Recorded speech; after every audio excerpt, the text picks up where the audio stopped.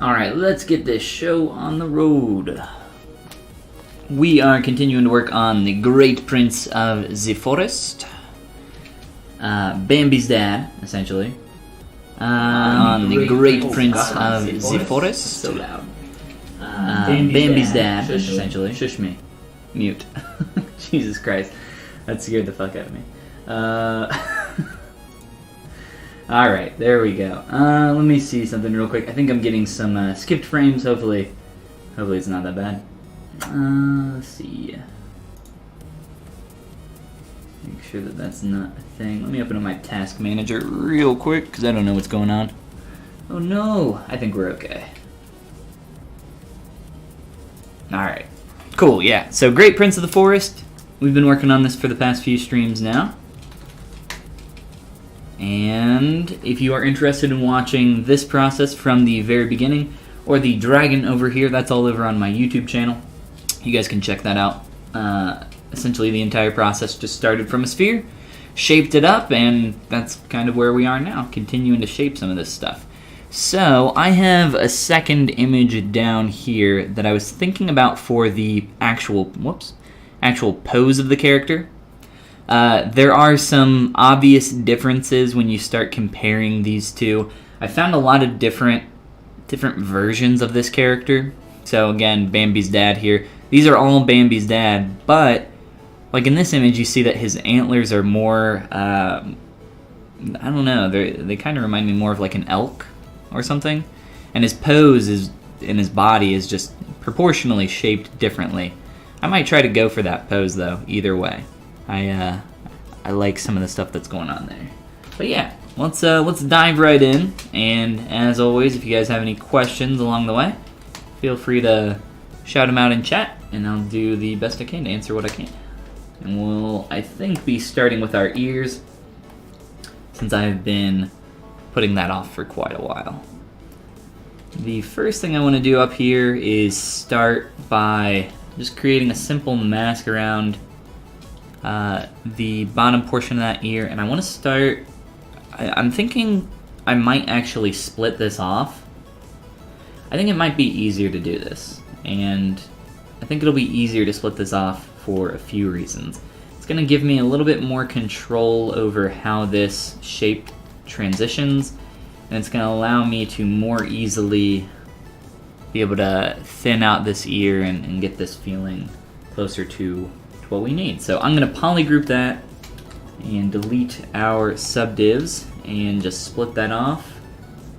Make sure double is on, and just run a quick Dynamesh here.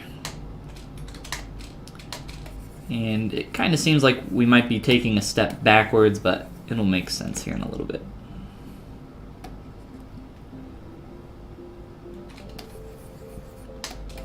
So let's round this bottom portion of our ear out. I'm also going to just delete the ear on the other side and then mirror that back later. So we'll do that real quick down here. And I'm also going to hide my antlers because they're really in the way right now. Can't see what's going on. Alright. So now, because I have those separated, it's going to be a lot easier to inflate that bottom transitional part of the ear into the head. And we can even merge that into the head. So that'll be nice to do here in a moment. Ooh, that's warm. Oh, it's so cold out today. There's some icicles hanging off my deck, and all the greenery outside is frosted over. It's no fun. Last night, I was driving home pretty late, and it had just dropped below. Excuse me. Oh, I kind of burned my tongue with that last sip. But I was driving home last night pretty late. It was like around 11 o'clock, 11 p.m. And there were just a ton of car accidents. I passed like 4 or 5 car accidents before I got to a place where I was just sitting in dead stop traffic. And the roads didn't really seem that bad, but it was like a little misleading because it was drizzling out. It was barely raining, but the rain had just started to freeze to the road. It wasn't cold enough that it was snowing, but it was just cold enough that it had frozen on the road. It was like right around 30 degrees outside, 30 degrees Fahrenheit. And for foreigners that use Celsius, 32 is right when water starts to freeze. So they didn't seem that bad, but I guess all the car accidents, you know, proved differently. And probably thinking that, even myself thinking that they didn't seem that bad, probably made me even more liable to have a car accident, which is why everybody was pretty much going like 30 miles per hour under the speed limit, so better safe than sorry. I've had my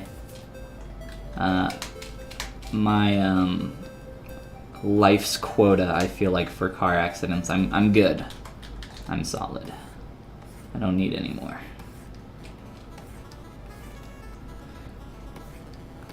But yes, it is very cold out. And I dislike it. Hence why we have our nice warm tea that I'm going to try not to scald my mouth with again.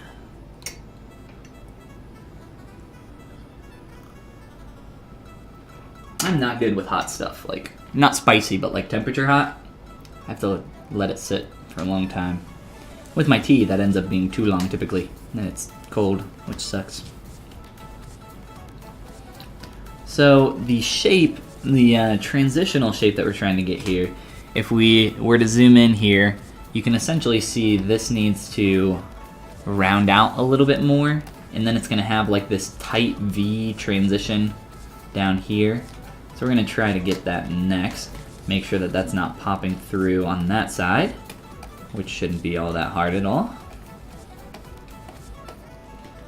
So we'll inflate that up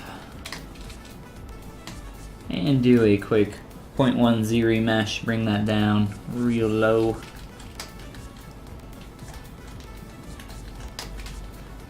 And let's see, how am I going to transition that to the ear? Or to the head, I mean. Try to find that angle. Push that in, and I think that's getting maybe a little bit too inflated in some of these areas, which is fine. And I want to get a little bit more of that leaf shape that we're seeing here coming down into a tight point at the bottom. I'm going to use Move with AccuCurve to start getting that shape up top and on the bottom there. And then for those outside edges, there is this little, I don't know if you guys can see it too well, but there's this little fold over towards the bottom edge, which is what we're gonna try to get next. Whoops. Switch our brushes here real quick.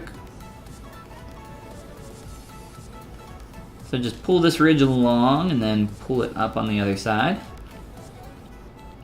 Trying to get that little fold over there. Same on the other side here. And I could actually do this symmetrically, and it would probably make this go a little bit faster if I moved it back to my symmetrical axis. Sometimes it's a little tough to line that stuff back up, but with something like this, it wouldn't be all that hard. So maybe that's something we want to do. I think I'm gonna stay asymmetrical. I don't think it's really that much work extra here. Mick Knackman, welcome to the stream and thank you for the follow. How you doing? The Knack Attack. Knack and the power of Juju. Does anybody remember that game? I remember that game being really terrible. I never had it, but my friend Nathan growing up had it. And he was obsessed with it. I don't know. That seems kind of dumb. That and Sly Cooper. But Sly Cooper was cool. Sly Cooper was really cool. What else did it? Kingdom Hearts. Kingdom Hearts was another one. I think this was on PS2, right? Can't remember. It's been a minute. Let's finish getting that fold over shape here. Smooth out some of that. And we will transition that a little better here. Let's make sure that our silhouette from the profile here is looking alright. I think I'm going to get a little bit of a dip in over here.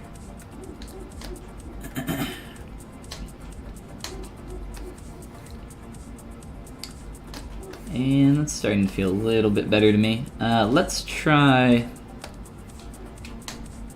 inflating around this edge a little bit. See if I can exaggerate that overhang a little bit more. Just try to push that a little further.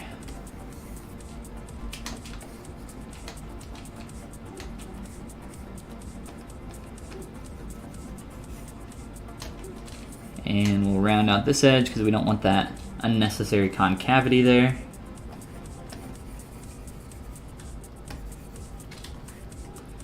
And we're getting a little awkward towards the bottom.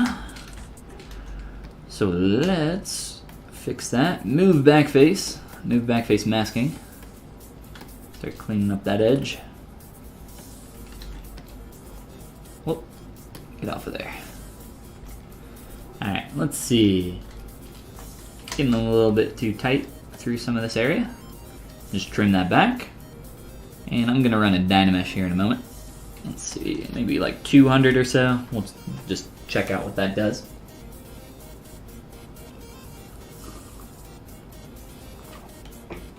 And then,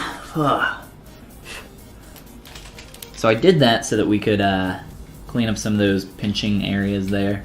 It doesn't really need to be that high poly. I just want to get that basic shape. And then we have a couple options here for when we do go to remesh this.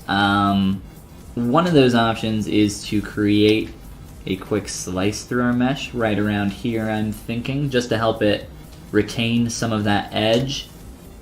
And instead of slicing, we can instead use a mask, group visible, then use our mask pen and clean up this mask. And this is just going to give us an edge loop, hopefully a decent edge loop around this area, where we can then use that to our advantage to, let's see, Z-remesh with keep groups on. 0.1 is probably a little bit too low for this kind of shape. Maybe not. Getting some awkward pinching, got an extra poly group down there. I do like the cleanup to the form that that's given us though, so I'll stick with that and clean up that extra little garbo point towards the bottom there. Well, now let's start getting away from how flat this is feeling. Whoops, wrong brush there. Let's grab that loop there. And we will start. Actually, let's try getting more of that curve that I initially wanted. Make sure that's feeling good. And we will combine these back up here in a little bit. Let's see, maybe just try rotating here a little bit more. Whoop, come back. Come on back.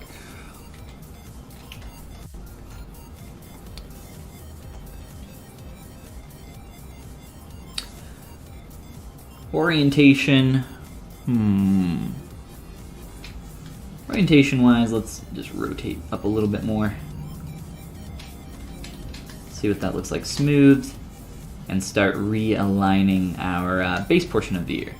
So now, because these are separate, when I go to combine these, I'm going to be able to much more easily get some of this additional roundness through here. And again, it might seem a little backwards to split stuff off to this degree. It just makes it a little bit easier for me to get some of these specific types of interactions, like any kind of pull-in tight shape where two convex surfaces are meeting and creating almost an M shape. Some of this, though, can be a little bit tougher to line up, but that's okay. We'll just take our time with it. Hide everything except for our ear, so I can work on this individually now. Make sure that's not peeking through. And let's see, so we got a little bit of a weird edge going on down here. Shouldn't be too much of a problem to clean up with some smooth alternate, which is just when you use your smooth brush but let go of the shift key while you're using it. It's a little bit of a normalize function. It's a little bit less destructive than your standard smooth as well.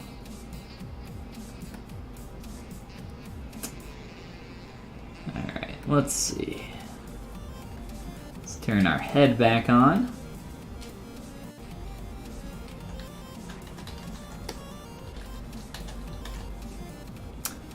And I think we're pretty close to what we want.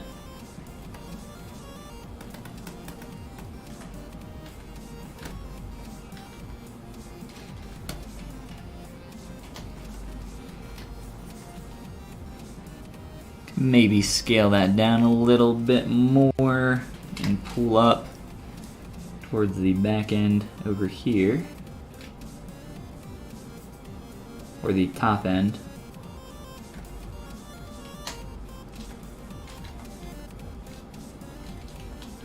Gotta obsess over the shapes, make sure they're good.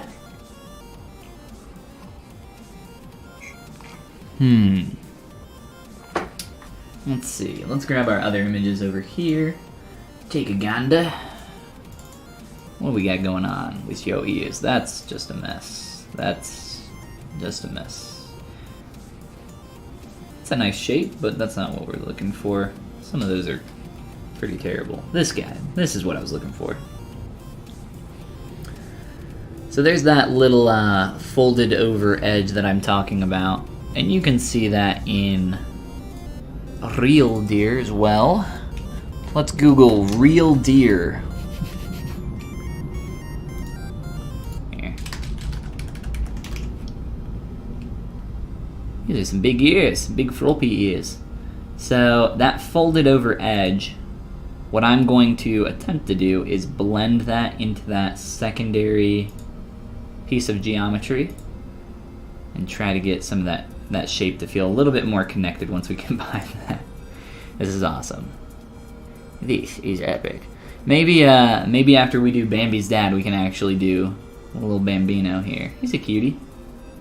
Dang, he's got big eyes.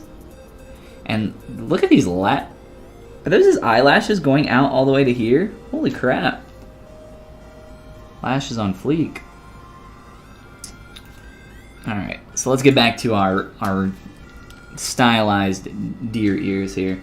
They've kind of done a little bit of a thing where they've separated some of that using some different color kind of cutouts through that area. And I think that's just to represent that fleshy fold over. I just stabbed myself with my pen. But yeah, let's go ahead and blend these back now. And we'll work on that transition next. Make sure that's feeling okay from up here. Let's see, a little bit more pull out there, I think. And as long as that's not poking through, I think we are good. So now, up through this fleshy area, again, this is the point where I'm going to attempt to blend this a little bit better.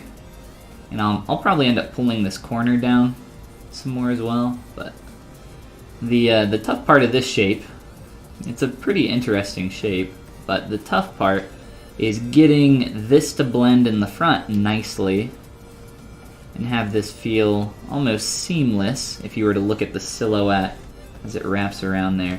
But then from the back side as you rotate around, we are going to want that little pinch in still. So this is kind of one of those 3D fundamentals, 3D character design fundamentals that I've mentioned many times in the past, and it's called edge quality. And there's a lot of other stuff at play here, but as we wrap around there, that main thing that we're looking at for this is the edge quality of this concave edge that we have in place right here. So as that wraps around, we want that to slowly fade out to the rest of this shape. So we don't want it to just be a hard hard stop where that edge just comes to a stop and then transitions to this shape. We want it to fade gradually over the course of its length. You can kind of play around with that to figure out how much you want that to happen, but we'll be doing that here as I clean up the front a little bit more. And I might, let's see, might be able to get that a little bit more here.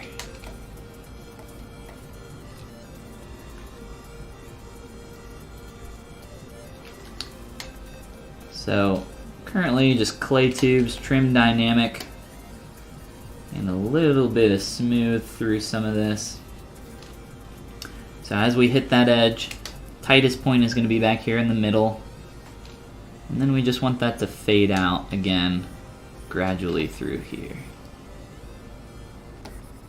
So you don't want a situation where you ever have an edge on your character or whatever you're sculpting. I shouldn't say this is always do this, but for the most part, you never want to have just an edge that's like doesn't have any kind of fade out, or it's all the same strength throughout. And this is kind of something that you want to keep in mind when you're just creating your strokes on your surface in general, which is one of the main reasons why we have that pressure sensitivity, right? So you can do gentle and then so soft and then press a little harder and then fade that out again. Same thing with my clay tubes brush when I'm just using that and stroking on my surface in general. You know, I'm not doing this, which is what you would see if I was just pressing as hard as I could. What I'm doing is typically having a little bit of fade in at the beginning and fade out. And you'll get better at doing it over time. It's definitely not something that feels, I would say, natural at first, but unless you're already really used to like drawing with pencil, I would say, you might be a little bit better at it. But just coming in on your surface a little bit lighter, having that stronger stroke in the beginning, right? Light, strong, and then fade back out to light. And I don't really even think about it when I'm using my clay tubes brush or anything else. I just kind of muscle memory it now. For stuff like my edges though, I try to focus on it a little bit more, just to make sure that we're getting something nice. So through here we want to really focus in on that.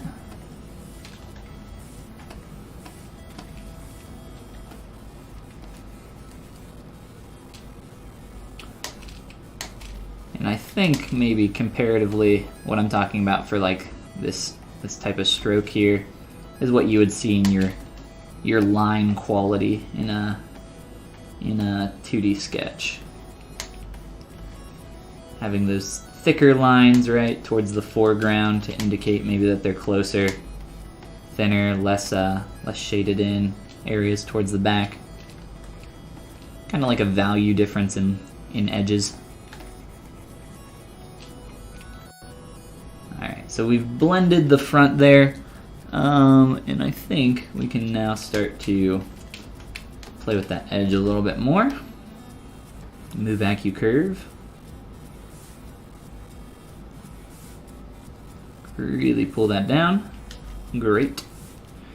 And I'm going to use my Sharp Soft Edge brush, which is pretty much just a softer version of the damn standard brush. And I'm going to treat this almost like what I would do with a human ear. Really just try to get in there and cut in that negative shape that we need. And again, you can see me starting to fade out that edge already a little bit.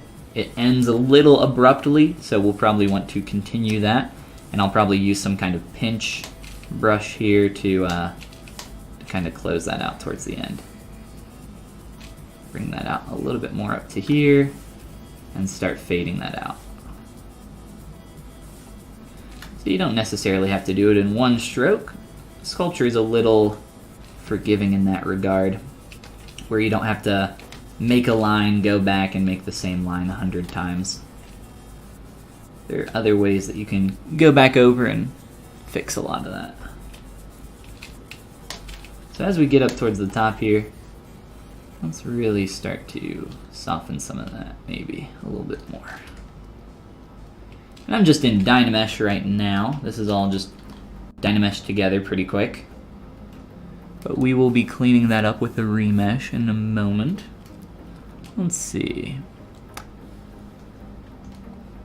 Definitely keeping this a little bit more simplified in the shape. There's a little bit of this like interaction between those two folds where they meet and wrap into each other, which I kind of like. And I think that's present in that image as well, and maybe a few more of these. And I don't think that would be a tough thing to do. We just want to make sure that we remesh before we do that. Never want any geometry touching when you create your remesh. So let's do that next. I'll use this one as our main reference. So, to do this, let's can't hold my T and hold the Shift key at the same time. It sucks. I need more hands. Let's see. I think I'm gonna let's try doing a quick slice through the mid. And I want to see how this works. I don't necessarily need this, but I just want to see what it does real quick, because it might help me.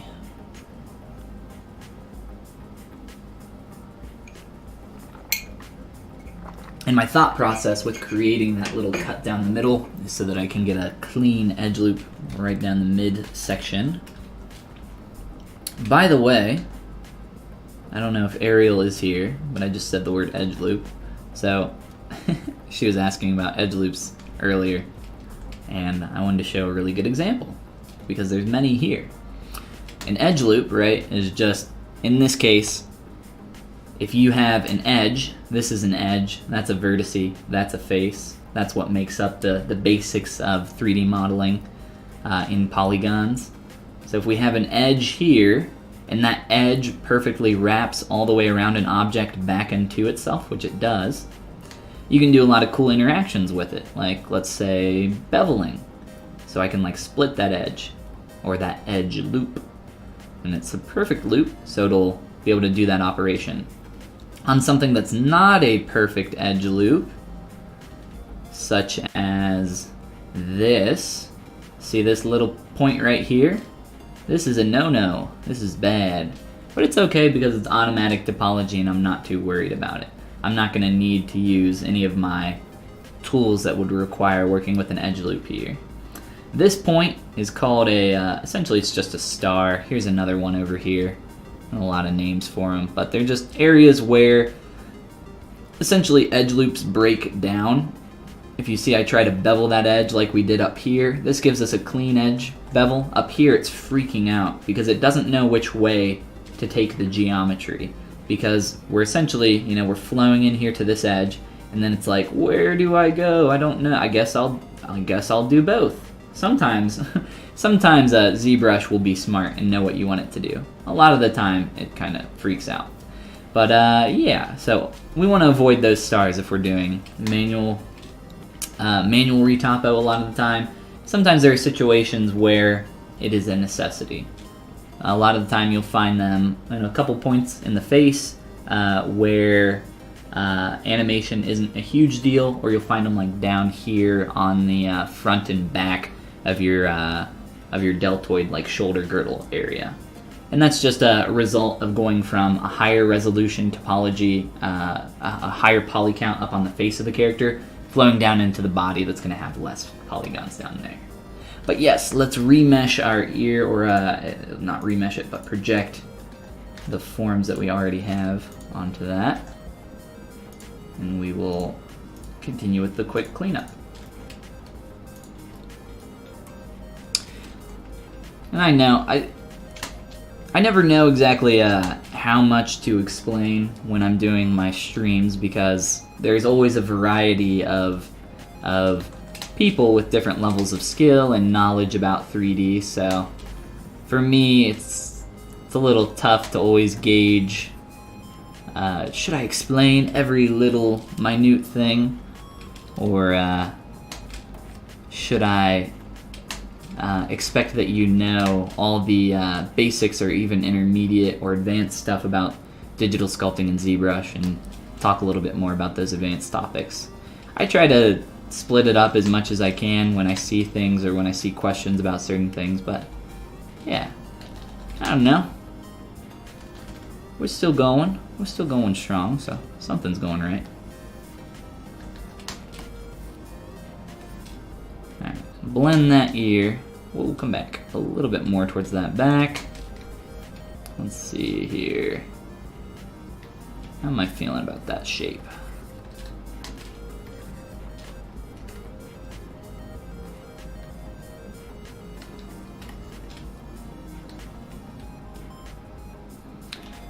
I think it feels fat, but it also looks fat in the reference there. I'm gonna make the executive decision to pull down a little bit. Try to make this a little bit more appealing.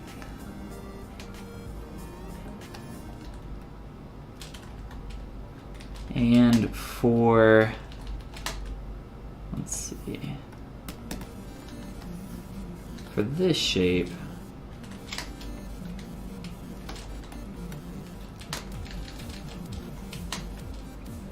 so I mentioned trying to get that, like, those two edges at the base of the ear folding into each other. It's gonna be interesting to do. Let's just use this, I guess, since I made it.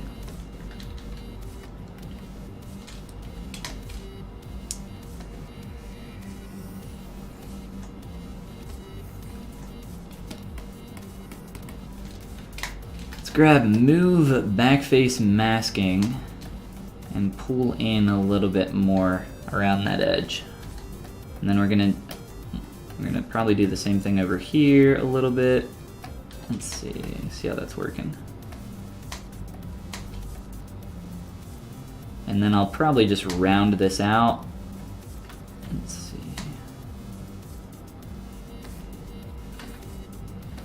I don't want it to soften out that negative that I have in there too much.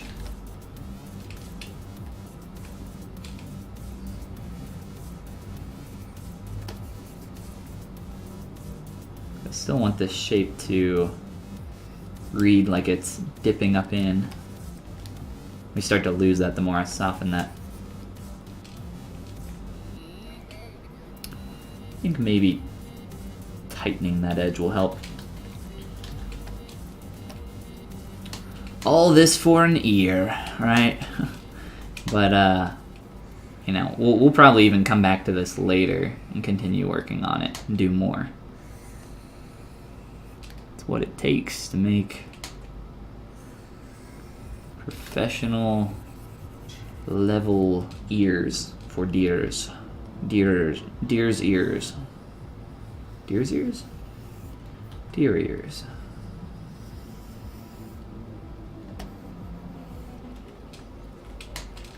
I need to wipe off this screen. Got all sorts of junk on it. These things get so dirty so quick. Maybe it's me. Maybe I just got dirty boy hands. Alright.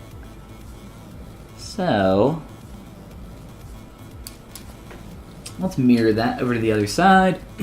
Just get an idea of how this is feeling together and looking with the silhouette. I'm going to use Subtool Master Mirror because it works with the negative side of the X symmetry plane and also works with the subdivs. So twofold. We've got those pointing back right now. There's definitely a lot of stuff I want to change in our face, but I think that's feeling a little bit better. I'm going to go open up my door, crack it at least, because it's a little cozy in here.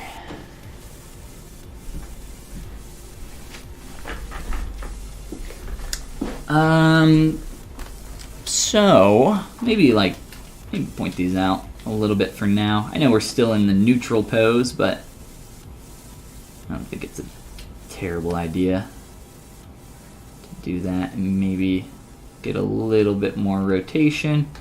And then because we have subdivs, it'll be easy if we want to go back and tweak some of the fundamental shapes through there. for our tail, I'm gonna delete this extra tail. If we want to put that down later on, I'll do that. But for now, I'm just gonna keep this pointing up tail that we have. And we can. So here's my next big question on moving forward for this character, for our great prince. It's with this pose. I really like this pose, and I feel like it looks a little bit doggy. Like the body and the back legs make it feel a little bit more like canine to me. But I like the I don't know what it is. It just feels like a situation where the Rayon, thank you for the follow. How you doing? It feels like a situation where the deer are like on alert, but he still feels very like stoic and in control, right? He's the great prince of the forest. Back legs look ready to run, but the front of him looks like ready to stand his ground. Wow. Let's read into this pose way too much for this 80-year-old image of a 80-year-old sketch of a deer. Oh god. So the question is, do we want to start sculpting in the direction of that pose next? And I think the answer is probably yes. We want to start heading in that direction.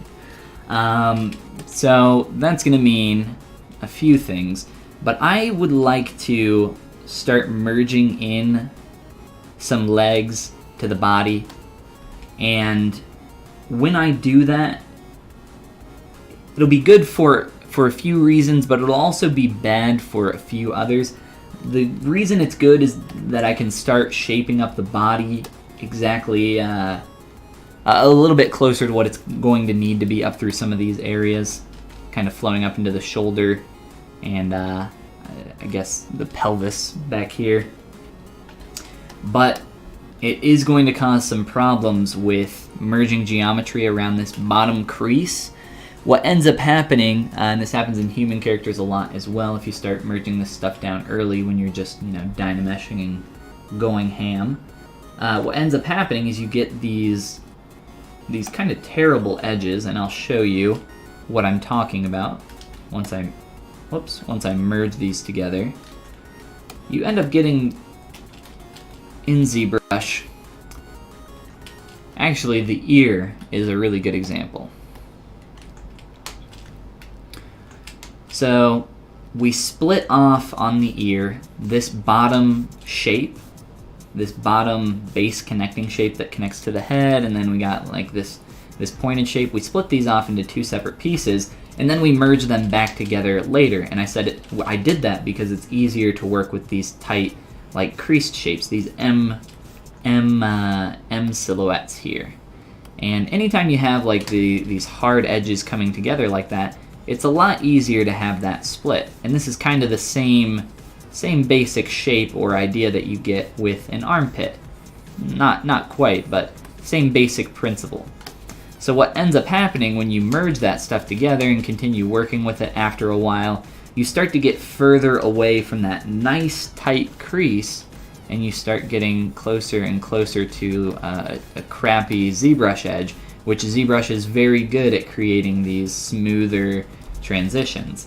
And that's not always what you want. Sometimes you do want those tough to find, tough to get tight creases between those two shapes. And maybe we do want to go through some of these areas and clean up those tight edges a little bit. But like I said, down here, I'm going to Dynamesh these now, and we'll see what I'm talking about a little bit more. Okay, that's done. So up through here, we've merged this, so now I can start blending this shape, right, into the body more and more. Maybe some trim and some other stuff, and we'll smooth that out. But down here, I don't necessarily want that to transition and smooth out really well. I want that tight crease. But what's going to happen as I continue to work on this, that sometimes it's going to be unavoidable. And another thing that's probably going to happen is that if we change the pose, like in a human character, in this, the legs probably won't, move too much. But in a human character, if you have that set up, if you want to do an extreme rotation, you're going to have either really good topology or you're going to have to end up resculpting a lot of that. Especially when on some kind of big move with the arm or a leg, it ends up changing a lot of the shapes that are going on. If you even just bend your elbow and look at your huge swole bicep, your upper arm, the shape of your upper arm is going to change pretty drastically. And that's just a small example. If you're looking at the shoulder girdle area, it's going to be a ton more. So there ends up being a lot of resculpting. So essentially what I'm trying to say here is that there's a little bit of a trade-off when I merge some of this stuff together. So I might have to do some more splitting later, but at least for now, for the time being, it's helpful for me to start blending these shapes and figuring out some of these areas so that we can make a little bit more sense of this. That is the gist. But we'll continue on here. Really rough kind of connection here that I've sculpted in really quick. That just lets me know where I want some of that to start transitioning a little bit more smoothly. Down through here to the booty. His luscious square butt. Squared that off pretty tight. A lot of these concepts he has a very squared off buttocks. And maybe I could get a little bit more of that line in there. I'm not seeing that in too many of the other concepts though. Not too many other images show his butt though, so seeing this edge makes me think that there's a little bit more meat that we could get through there and adjust that shape. Almost give him a big old deer butt crack. Big old beer. Big old deer. You guys know what I mean. And maybe transition that into the leg a little bit more, so maybe like cut back through there. I don't know. Let's remesh on that so that we can clean it up and go from there. And also, let's merge down our tail while we're here. Might as well, since we're merging in the legs. Ooh, that was low poly. That's my bad. Add a couple subdivs real quick. Just so that they're at about the same, smoothness. I don't want like the fractaling, not fractaling, but the low poly geometry on there. I don't want to be able to see individual polys.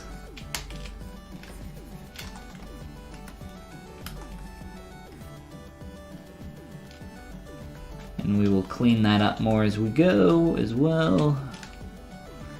And there's a lot that we want to do up in our face too, but let's just focus in on the body here. Let's try not to get distracted. I'm just going to do a ZBrush at 5K. Typically when I'm ZBrushing, I tend to aim the target poly count around how many main sections there are. So like 1K for the body, and then a couple extra for the limbs here. So 5K is probably enough. It should be fine. It'll probably even aim a little bit higher than 5,000. Actually, what it's done here, and this is something that happens with symmetry, it'll do 5,000 polygons for half of the mesh and then mirror it over to the other side. And that's only if you have symmetry on. Normally, if I had symmetry off, it would do around 5 or 6K, but it would not be symmetrical. We do want that to remain symmetrical though. So let's do let's close holes real quick just to make sure that's fine. And just like 2 projections here is probably enough. Not a lot of complicated shapes going on. Whoops, I meant to delete that, not duplicate. Delete, please. Alright, now we have low enough poly count here where I can come through and really clean up some of these transitional areas, maybe build up some form a bit more. Come through and follow some edges. We're talking about edge quality, right? So up through here, coming up, and maybe really starting to bring that edge up a bit more and fade it out as it gets up towards the top. So there's a really good example of some edge quality control that you want to focus on.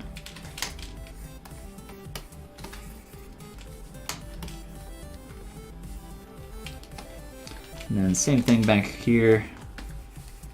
I'll just jump around a lot, try to clean up a bunch of different areas at once.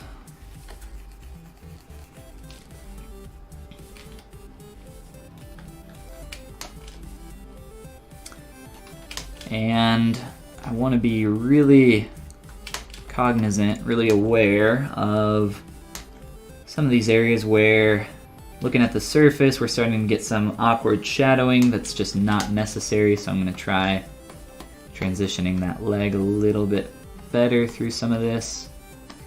A little bit of trim dynamic. And just kind of get that edge to, you know, flow up through here a little bit more.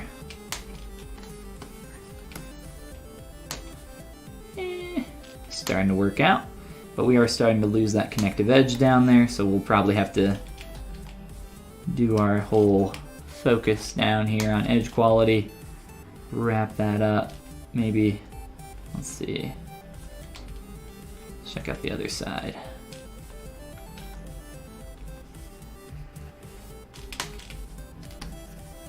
Something like that, maybe. Fill out this form a little bit more on the leg. Same on the inside edge.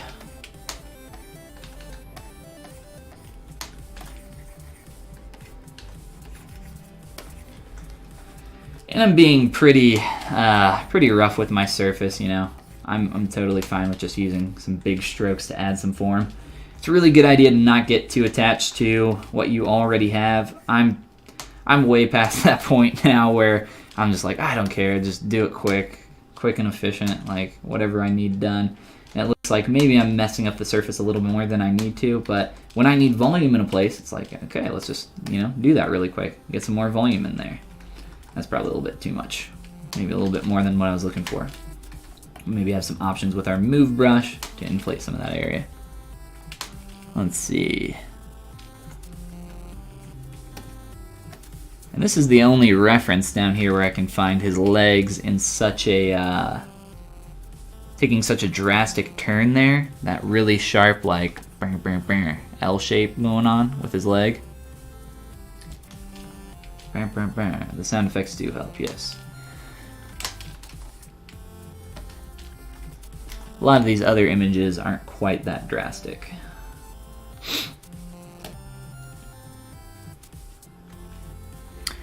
So I think proportionally, there are definitely some changes that can happen in our legs. What's going on, engine? How you doing?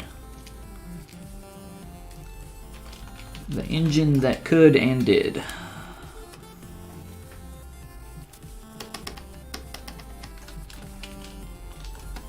Alright, let's maybe make our legs a little bit shorter. Grab our hooves. I'm probably always going to keep these hooves separated as their own object. A little bit easier to work with them that way. Ooh, come back. And I think, I want to get some more meat on these legs in general.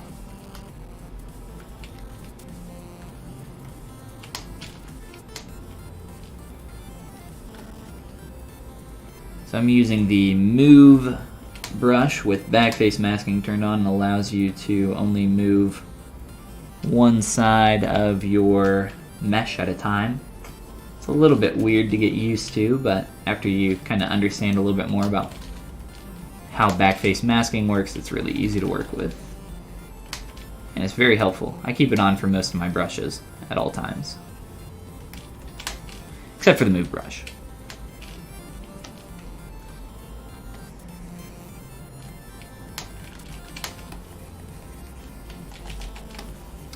So there's a lot of pinching and stretching happening in my topology now that I've merged these together and cleaned them up a bit.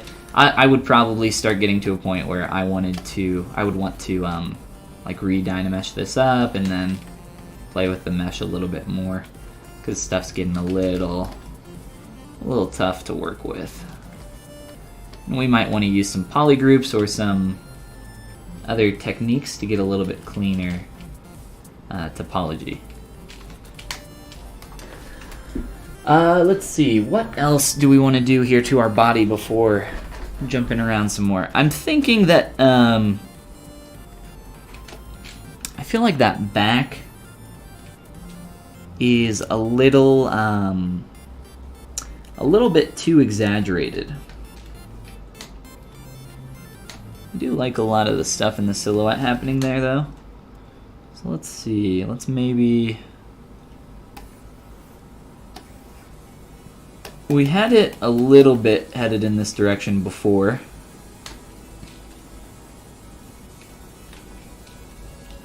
Let's see how far we can maybe push and exaggerate that.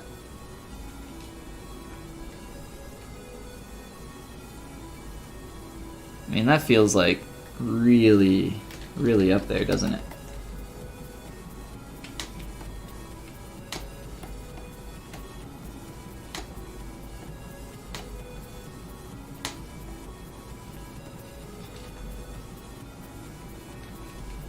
I think it works for that pose, but at least in the neutral it feels very awkward to me.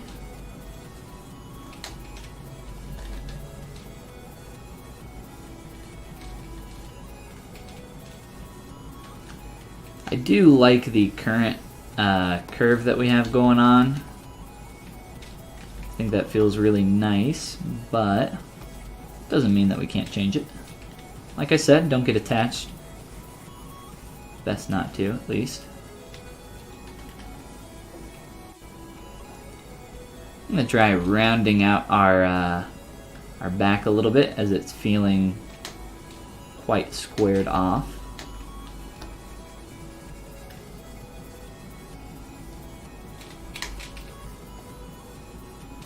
And then towards our booty, let's see. Oops. I'm going to select our butt, try to move it in a little.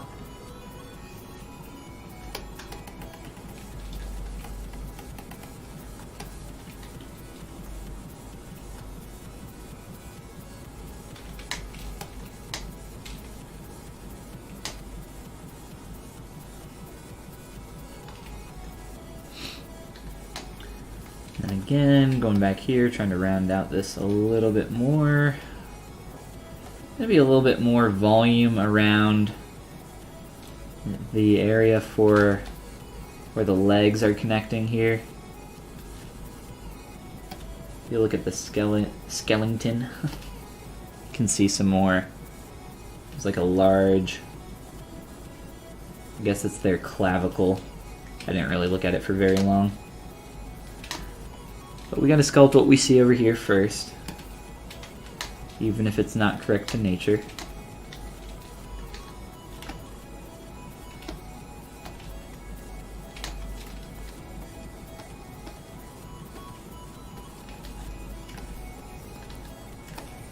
Stick to the IP.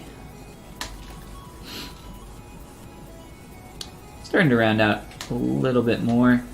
Just feel a little chunk. Feeling a little chunk to me. Let's maybe de-chunk him a little bit.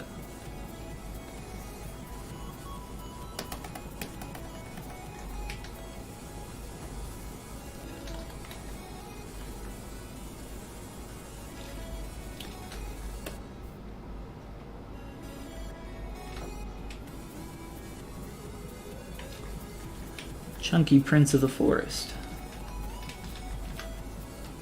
And getting some edge overlap in the middle.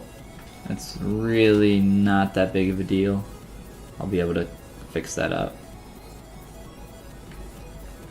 I think I had him just squared off way too much.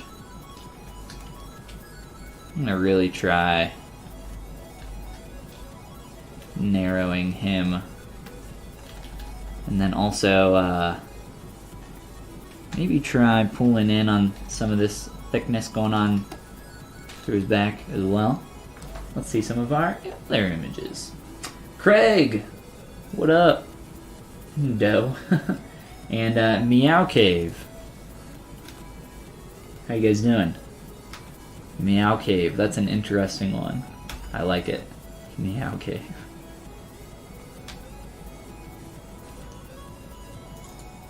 I don't know if there's an innuendo in there or not.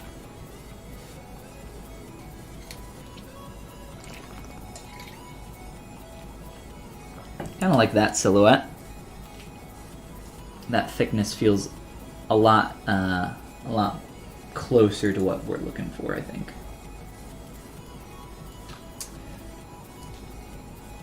Just kind of push this a little too far. So let's see.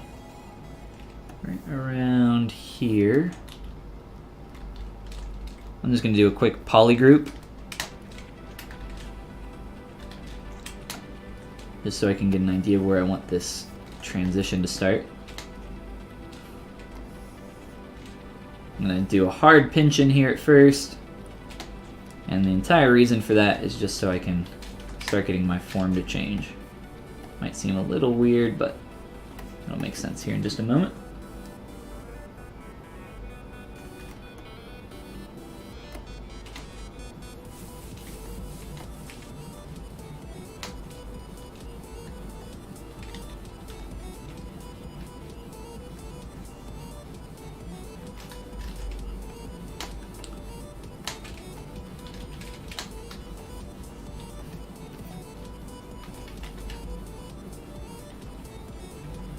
Maybe a little bit too much, but let's continue here.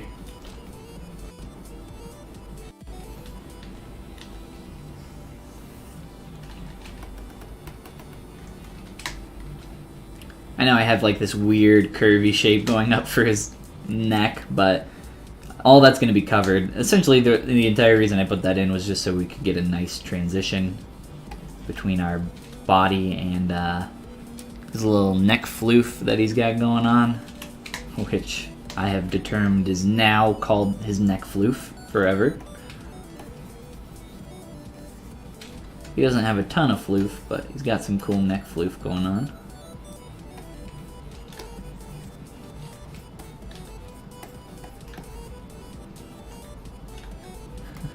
It's going great. Thanks for asking, man. How you doing? We're making progress on our princely prince. Princeton, princely, princey. If we're making progress, I'm always happy.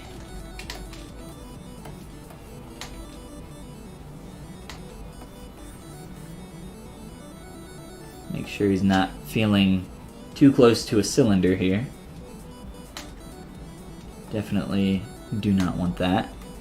And then a thing that I'm noticing for his for the bottom portion of him, again, we will be removing this edge that we've created through through narrowing him. It won't be an issue, so we'll ignore that for now. But this bottom edge, so I want this back portion of him, his buttocks, I want that to tuck under a little bit earlier.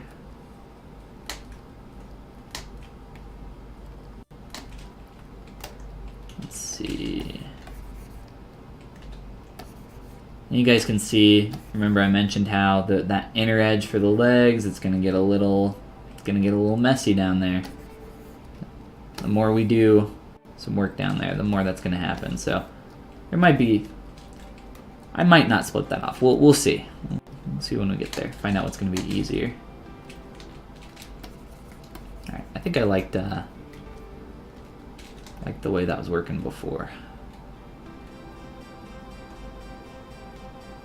Let's see.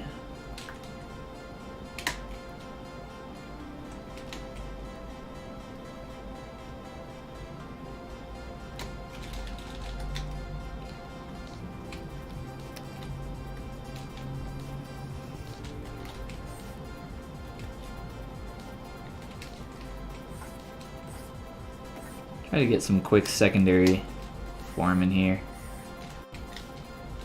which doesn't feel too terrible. You get like a little bit of a wrinkle. You can see them if you know, even the skinniest person can make some nice neck wrinkles. Or if you're Aaron Hansen, you can make like 30.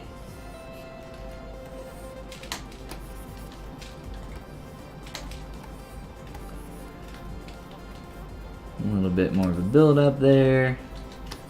Leave that for now. So again, that edge, this edge down here, how do I want to do this? Let me move my light. It'll probably help us out.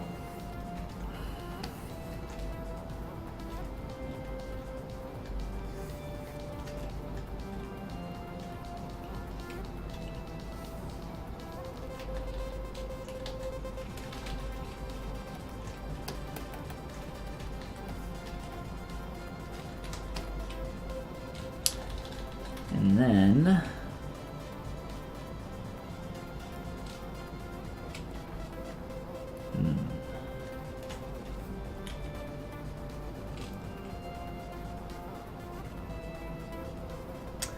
I like a little bit more what's going on in the image I'm looking at on my other screen. I'll show you guys here in a moment.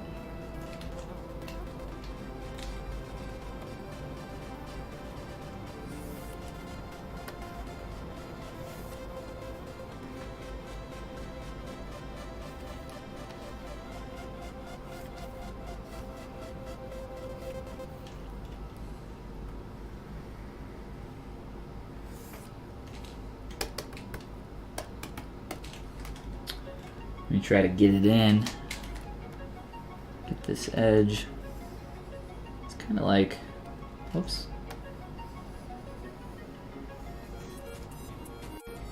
This transitional point for the body. Looking at this edge, I know it's kind of hard to see with this resolution and everything else, but it's just a transitional point for the body where that surface starts to turn. So I do want to get that in there.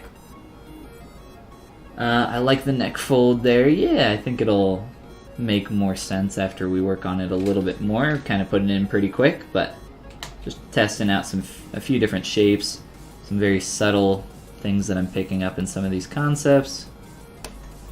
Don't always show up in every single image, so bouncing around, trying to find some different things that we can get in here.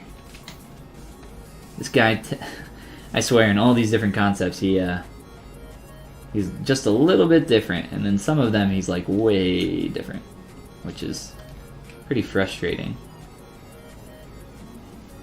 It's always a good idea to have that master reference to go off of, but you don't always have that.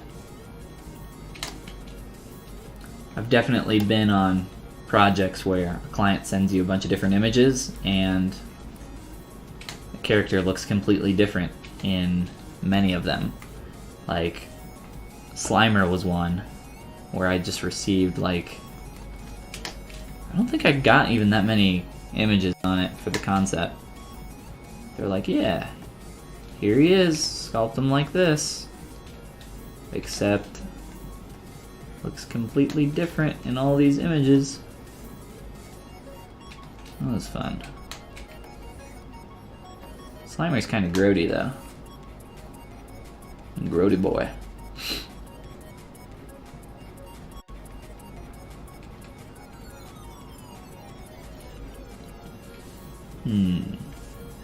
I think the legs will have to be a lot more thick from the back.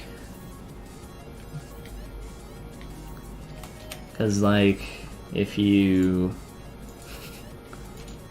Deer butt. Here. Sure, why not? What could go wrong in Google Images with a deer butt? What the hell is this thing? Oh god. Let's get out of here. Turn on safe search. So, just the way that's transitioning, that back leg, again, pulls up a little bit more towards the midline. I have mine just the way I connected it, not quite doing that, so again, we want to thicken that up exaggerate that quite a bit.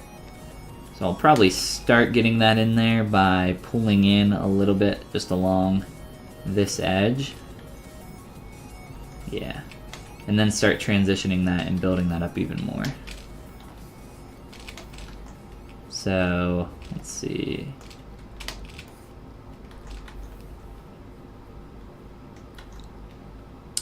Yeah.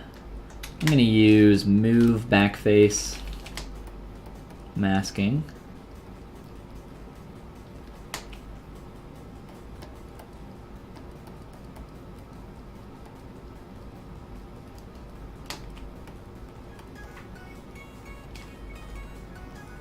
I think this will work a little bit better.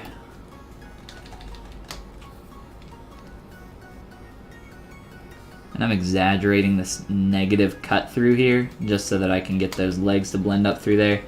This curve right now, if we're looking at this back shape that I have that goes into this leg, I don't want that. I want this to transition up through there nice and smooth. Getting a little bit, this crease here, I'm going to Dynamesh that out essentially. This will also help get rid of that middle pinched geometry that we had.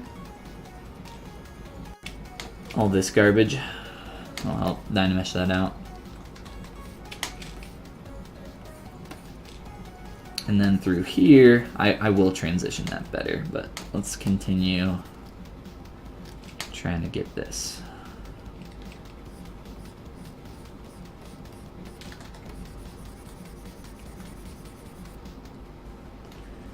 So this, I don't want that. That is actually the opposite of what we want. We want that to be a little bit more convex. It's actually the easier shape to make too, so I'm going towards a little bit of something more simple here. Give them some more butt meat.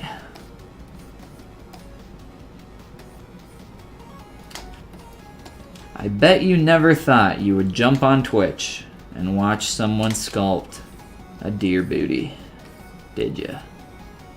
I didn't. If you would have told me 5 years ago, Ben, you're gonna be on the internet one day sculpting a deer butt, I'd be like, yeah, okay, you psychopath, get away from me. Yet here we are. Alright, that's already starting to shape up a little bit better. And continue up through there. This one's gonna be a little bit tougher to transition. Up through there. I'll remesh this too, but we had to get the Dynamesh so we could get that crease out. Crease through that area to go away. And transition this a little bit nicer. Z-Hawk's here for the deer booty. R.I.P. Thanks for the 40 bits, Z-Hawk. and the R.I.P.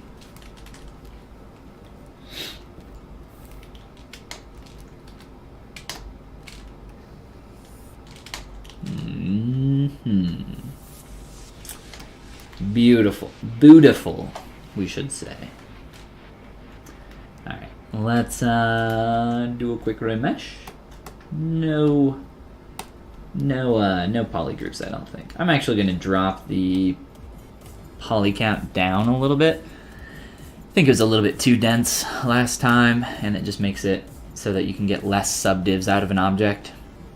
When you... It's not... I guess it would be exponential in a way. But the lower poly count that you start with, when you subdivide it, multiplies it by 4. So if you start with 1 polygon, subdivide it, you have 4. But if you start with 1,000 polygons, or 7,000, you know, that'll go up to like 28 or 30 or so. Once I subdivide that, there's a few extra on the end there. So 1 subdivision. Let's see, we can probably get 3 or 4 subdivs out of that before it starts getting a little bit too high, but for now it's fine. So 1 subdivision, 1 projection, 1 subdivision, 1 projection. I'll probably only project like twice, maybe Yeah, I don't really need the third. It's fine. We will move on from here. And now I have a little bit of a lower poly count here. It's just easier to work with the lower res object. And this hard crease in here that I've created is going to go away. I'm sorry guys, we're getting rid of the deer butt. Or at least this tight crease through here.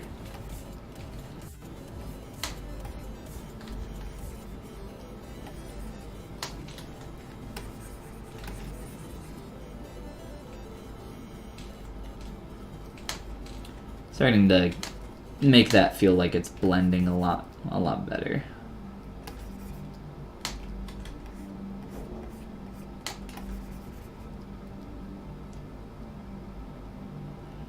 And we're still going to want that tight crease on this inner edge. So that'll be a little bit harder to keep, but we'll probably play around with that more later. Make sure that this transition is feeling okay.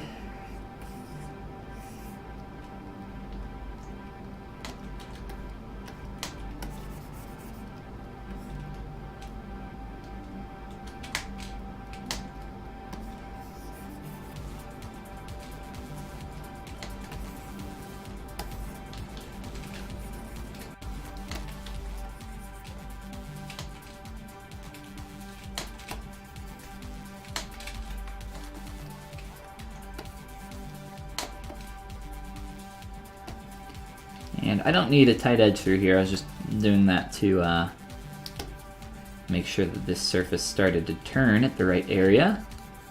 Knock that back some. And let's see how we're doing. Turn on perspective, take a look around. Shape is definitely feeling better to me overall, but I think there are still a lot of tweaks that we can do here. We definitely need to move our hooves, cloven feet, back into place.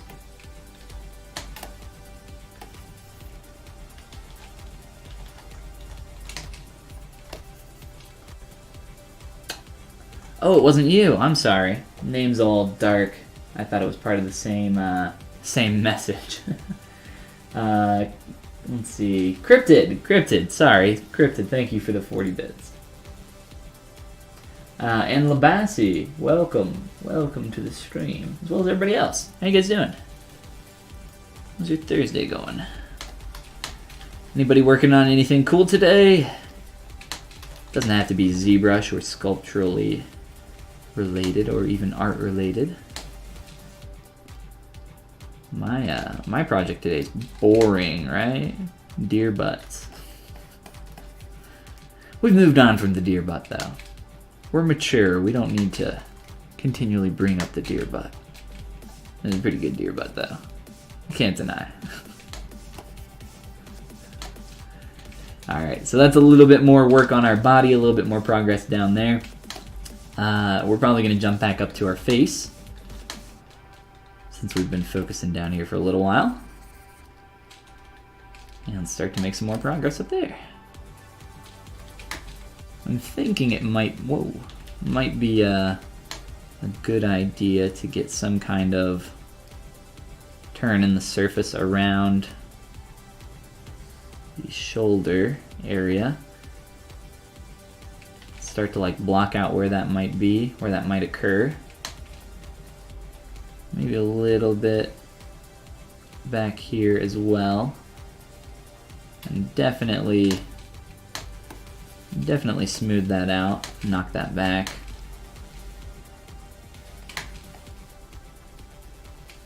I think in the back actually even less so. Maybe not even at all. Let's get a little additional surface volume through there though. Getting a little extra hit.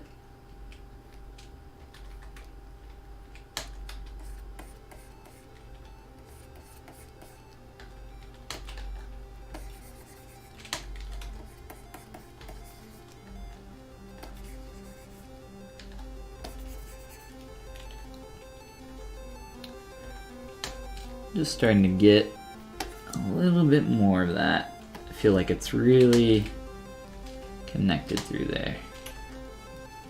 We don't want it to feel like it just all of a sudden connects here and starts. I want it to feel like very much like we got something going on under the surface, which we do. We got a whole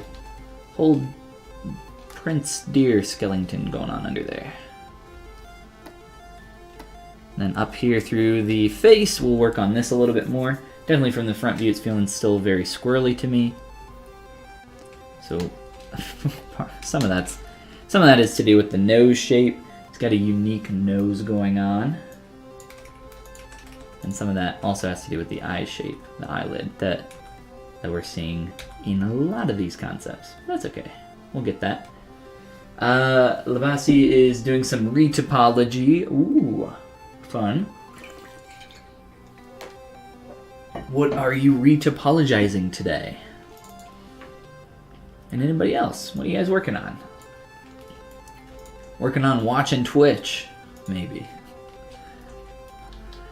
I'm going to actually split off my lower jaw yet again because the mouth shape here, I want to start turning this to feel a little bit more deer-like. This extra convexity shape that we got going on there, I think already that starts to feel more deer-like, even though it looks terrible the way I did it really quick. But we'll get this a little bit closer to what we're looking for.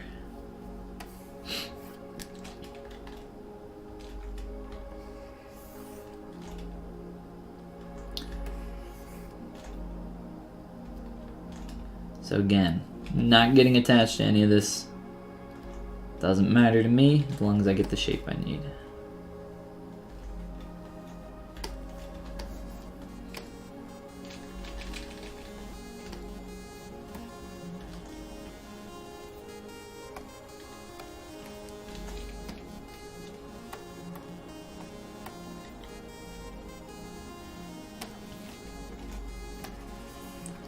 Now this cutout, that separation there, it's very messy. Just a quick couple strokes there to clean it up. And it should be ready to go.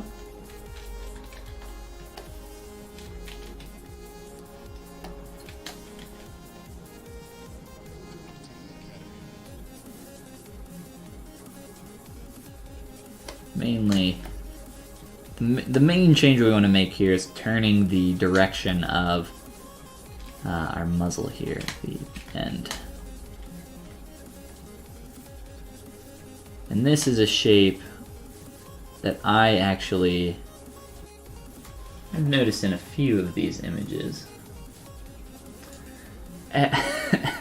Angry Monday, that does not work. Angry Monday said he's working on a nap. They're working on a nap at work. Don't let your boss see. Practicing some stylized cloth. Fun. There's definitely some cool tools for creating clothing in ZBrush. Doing some stylized clothing. Wonder why that image freaks out like that when I do that. But anyway. So the rounded shape that I have around the mouth here, this is pushing it a little bit too much a little bit too much away from deer, from the profile. So I kind of want, there's this nice thing that you'll see in a lot of stylized characters, and it's kind of one of those more difficult things to achieve, but it's when you get an external silhouette line flowing into an internal silhouette line. I'll show you an example of that would be right here. We have this is an internal edge, well at least it will be once that mouth is attached again, but we have this nice edge flowing through here for the jaw and then all the way out through the mouth.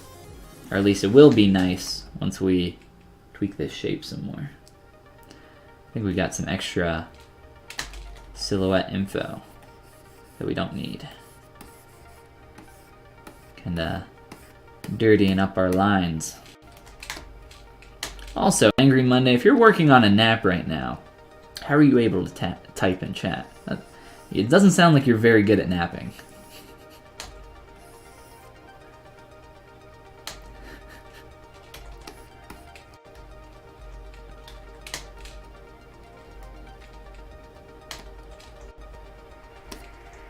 Continue to re-Dynamesh as we warp the topology here even more.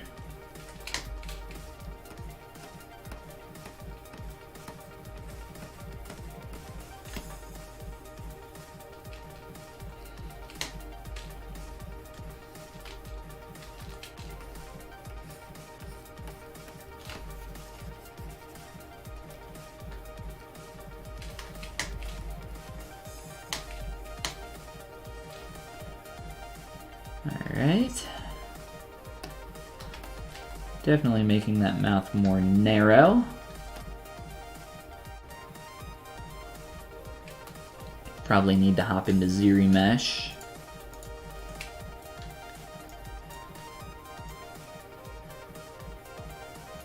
So the entire reason I've been keeping the mouth open while I work is so that we're going to get a really nice connection point around there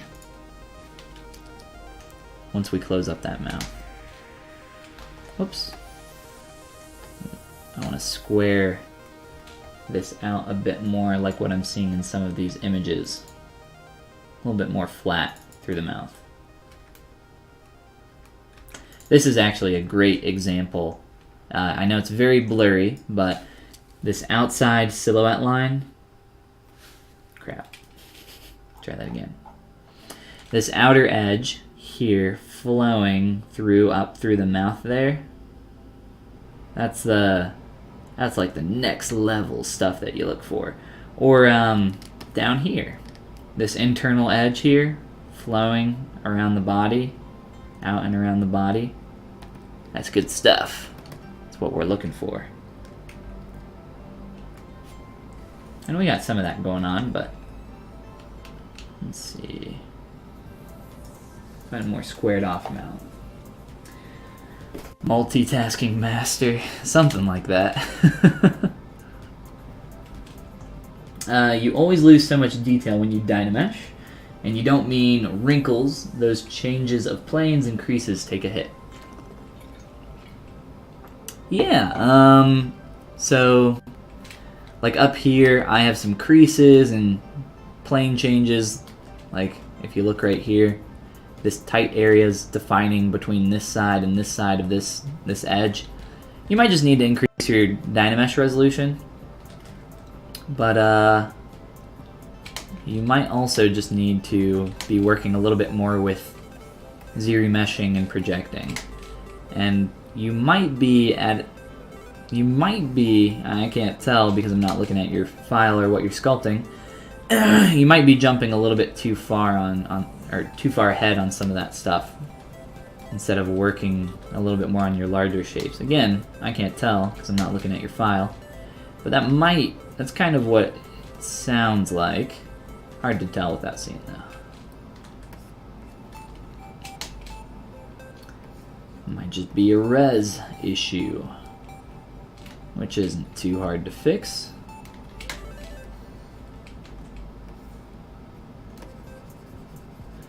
I'm thinking that it would be cool one of these weekends here. Let's see, it's Thursday. So I don't know if we could get enough by Saturday. So maybe not this Saturday, maybe next Saturday, we'll see. But we can do a thing where I will maybe do some live critiques on stream. If you guys want to send me some files, send me some Z tools, and we can open them up live here for all the world to see. It might be fun if you guys are into that. If that's something that you would be interested in, let me know and maybe we can make that a thing.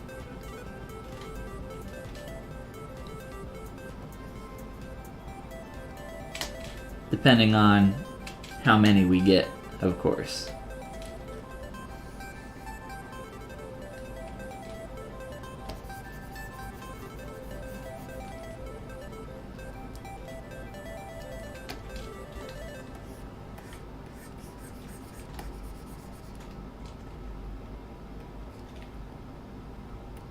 Changing shapes. Getting away from squirrel.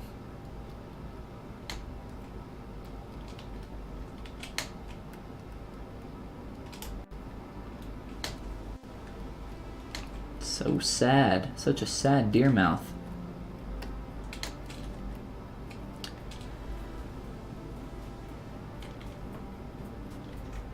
Oh, where'd my image go? Sounds amazing. Cool. Well, maybe we can do that.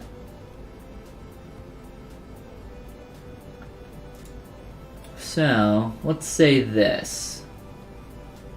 I don't think we will get enough, since this is the first time we've even talked about this. I don't think we'd get enough before this Saturday to be able to do something like that. But if you are interested in getting some of your work critiqued on live here on stream, shoot me an email. It's just follygon@gmail.com, and in the subject line just put like Saturday critique or something like that, and then include a link or Dropbox link or Google Drive, or attach it, whatever, for a Z tool. It has to be a Z tool.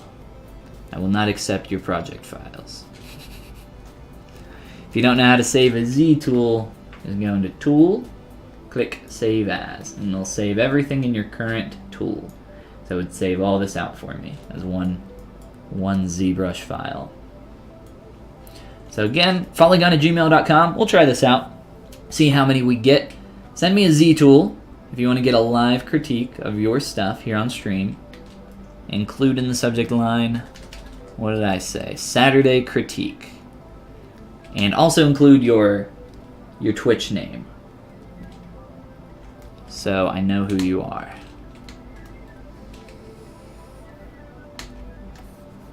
And maybe some info about the file. Maybe I always say try to be specific about what you want from a critique. So a bad example of asking for critique is say, do you like this? Or what can I make better? And just kind of raise your arms and shoulders up awkwardly. Good critique, good asking for critique would be like, hey, here's my deer boy. What do you think about the face compared to this reference over here? How do you think I can get this face closer to this? What suggestions do you have for that? That's a very specific thing. And it has a very defined goal in place. You have the reference image, you have that, blah, blah, blah. That would be like, you don't have to maybe be that specific, but if you want me to look at a particular area of your file or anything like that. We'll try this out. We'll see how many we get. Like I said, if we get a bunch of them, we can try to hit as many as we can in one stream. Yeah. Be fun.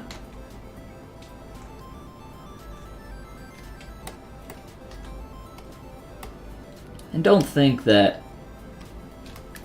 get in the mindset of, oh, you know, it's not good enough, or it looks like a big old butt. Maybe it is a big old butt. I don't know. Maybe you're trying to make a butt. But don't get in that mindset, you know. Feel free to shoot anything over. We'll try it out. Fan of watching critiques, tend to learn quite a bit, since many people seem to run up against the same pitfalls as I do. Yeah, cool. Whoa, guys, we almost had 4 6s in a row on our active points. I would have had to just delete this file. That's unlucky. What's wrong? Why can't I subdivide this? Maybe it is unlucky. That was weird.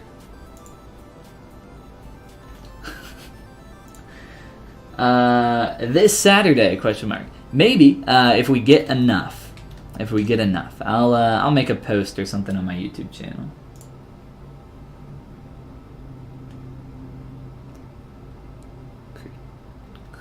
Critic Saturday. Critique.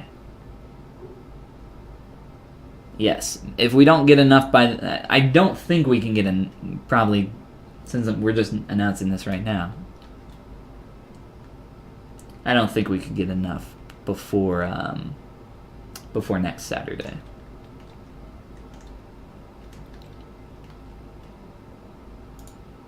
Or I'm sorry, before this Saturday. Crap! I keep clicking duplicate. Why is duplicate right next to delete?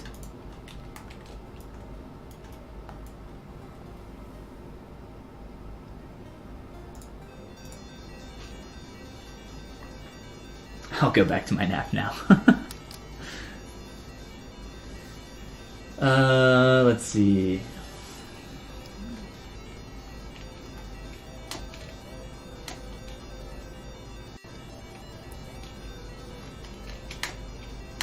So again, depending on how many we get.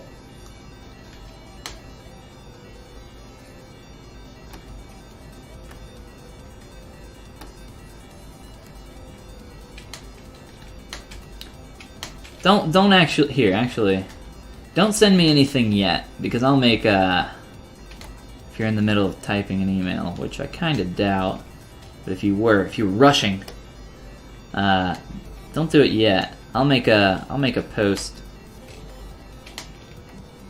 and I'll include all the stuff that I want you to have in there, just so we're all on the same pagerino.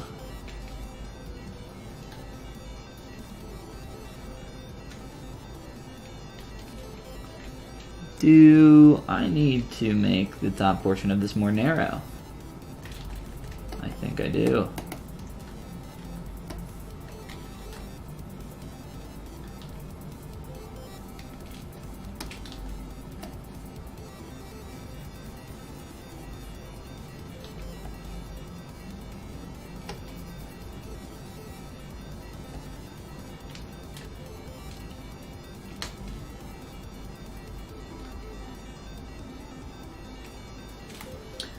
So the length of his nose, his mouth here, muzzle, it changes in a lot of these images, and I kind of like the shorter, stouter version here. A lot longer in this image, hard to tell there. Feels very narrow here, but it doesn't look bad. Also very narrow there. That's such a low resolution, impossible to see. Kind of wide here, but yeah, it's different in all of these. I don't know. I'll work off of a few of these, get an idea of what we want to do. Deletes documentary. What show is this from? Bambi? Yeah, this is Bambi's dad, the great prince of the forest.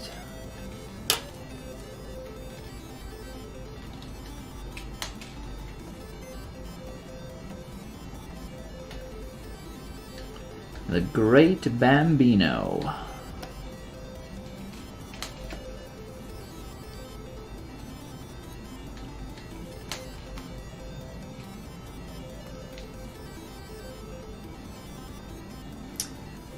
Trying to get a little bit more of a flat here before we get up to this point where I want it to curve a little bit more quickly.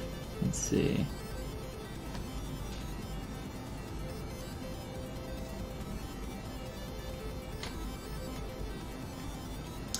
I'm going to turn off my, is that the nose? Yes.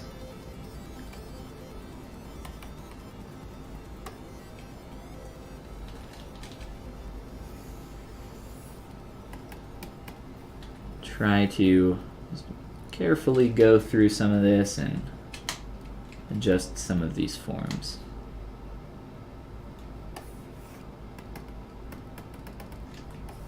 Oops. Said carefully and then I do that, right?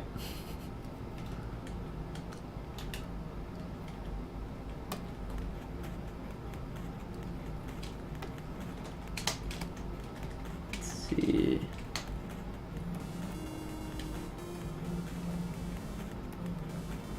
Trying trying to get that curve to feel a little better. Right now it just doesn't feel super great to me.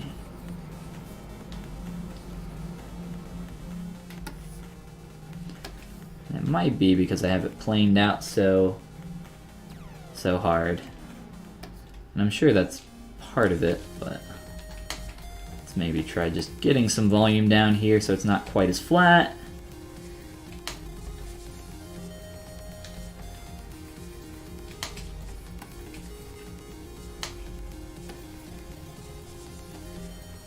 Try to get away from this really hard edge that I have going on.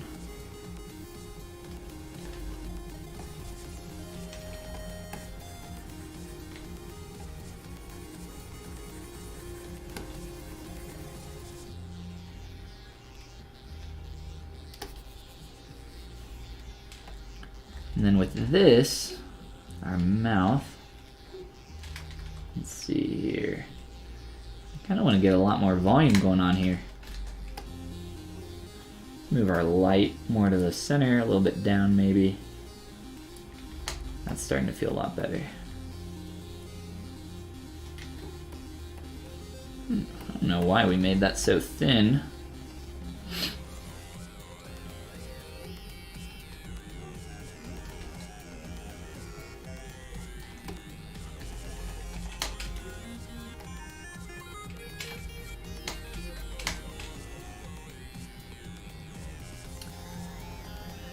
That's, I really like the thickness that we're starting to get in there a lot more. I feel like we're still getting this awkward waviness through here. I don't know if you guys can see that too well.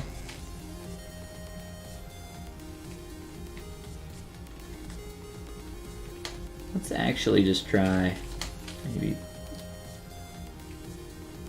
continuing that curve through there. This is what it means to be a stylized character artist, to obsess over.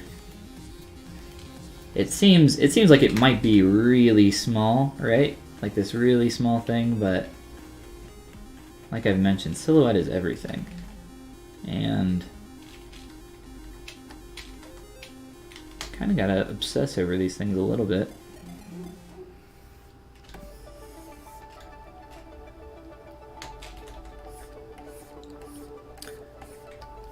The more you can understand your surface, what's going on, the easier it's going to be for you to achieve some of this stuff.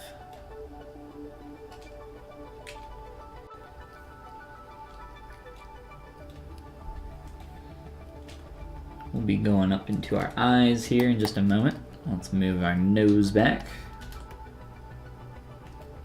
And let's see.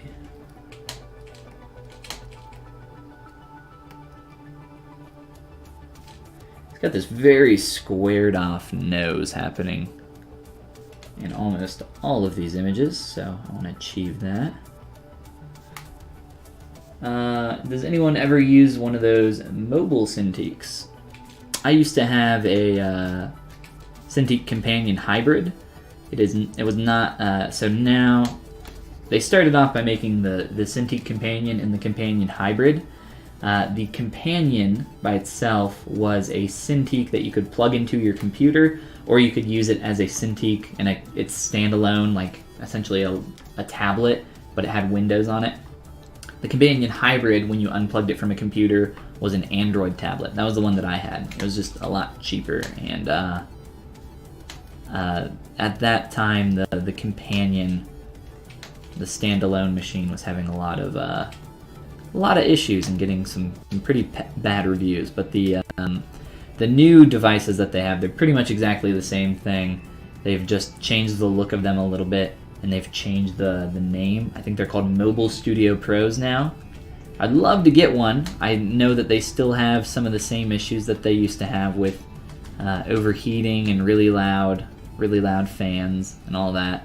But I'm gonna wait probably a few more years and just kind of keep my eye on them. I'd love to get one eventually.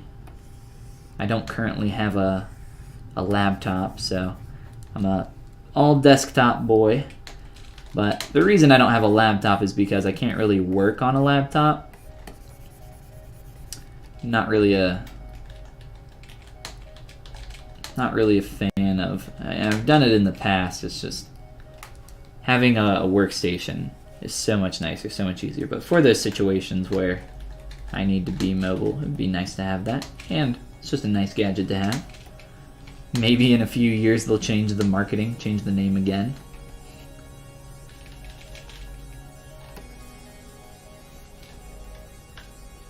The Cintiq that I actually have, they don't even sell anymore.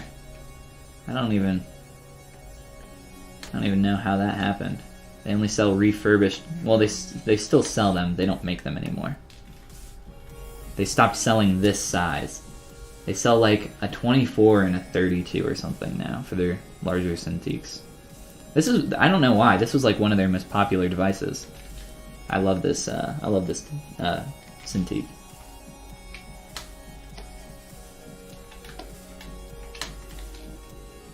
Alright, so we're going to be shaping up our eyes a little bit more, trying to get away from that squirrely look that I'm seeing, especially from the front view. I feels very squirrely to me. I think you would agree. And I think most of that has to do with just our eye shape of the hard edges around here. So we will work on that. Something easy to sculpt for beginners. The Fukanzan. I'm saying that so terribly. Yes, Z Classroom does have some great stuff for beginners.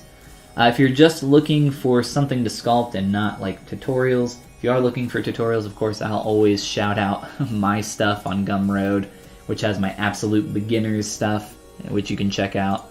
But if you're just sculpting something and you're a beginner, what I really recommend doing is sculpt something that you can see in real life that you can reference.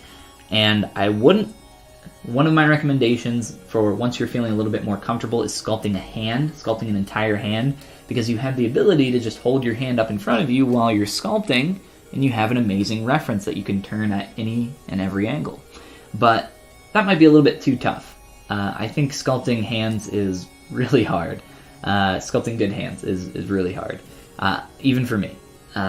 Hands are a character unto themselves. So I would say, in all honesty, sculpt a single finger. If you want to go for realism, if you want to have something that you can accurately reference in front of you, and then at the end of sculpting your object, you can say, hey, here's my finger. Does my sculpture look like my finger? And you should be able to, I think, objectively look between those two and figure it out. And just starting with something that simple, it might sound really simple, but I think you'll realize that it's not maybe as simple as it sounds, because sculpting anything and trying to go for realism, it takes time.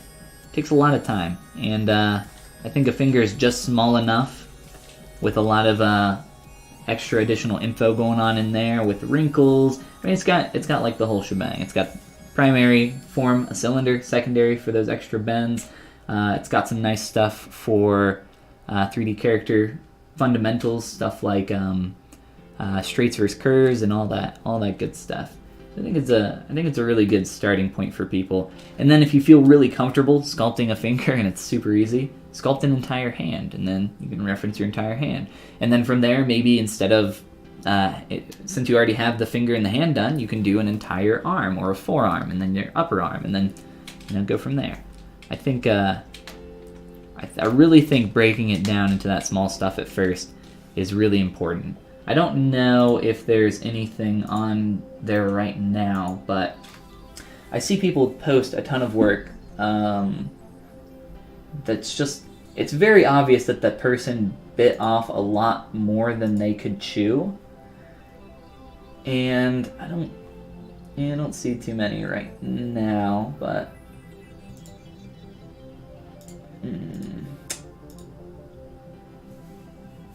yeah. I don't really like calling people out or anything, and I'm not calling this person out, but this was something that was posted on Reddit here pretty recently on r/ZBrush, and you know, maybe it's their first sculpt, maybe it's not, I really don't know, but it's very obvious that I think this person bit off a little bit more than they could chew. 7 Jimmy, thank you for the follow. How are you doing? So no, I don't mean any offense to this person at all, but there's just a lot going on here that indicates to me that they maybe jumped ahead a little bit too quick. So for this person, you know, I would recommend maybe trying to sculpt just a finger or just a hand by itself and see what you can do. Trying a full character at this stage, you know, it's a little bit too much, I think.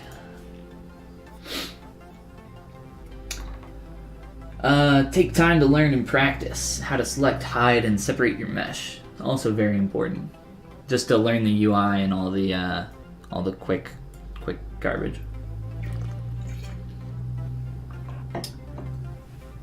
You told yourself that when you fully finish 20 models, you'll consider getting one of those draw-on-screen type Wacom's. But for now, you use the cheaper. Nothing wrong with the cheaper one. I don't think so. I think Intuos tablets are awesome. I think they're, in some ways, I think they are better than graphics tablets.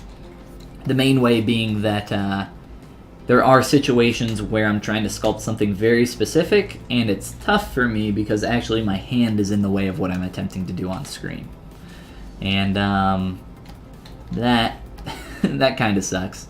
That's kind of no fun. But with an Intuos tablet, also another great thing about Intuos tablets is you can just map a really tiny area, and then your arm doesn't get quite as tired from doing this all day. Not that that's a bad thing for me, because I need any little extra bit of exercise I can get.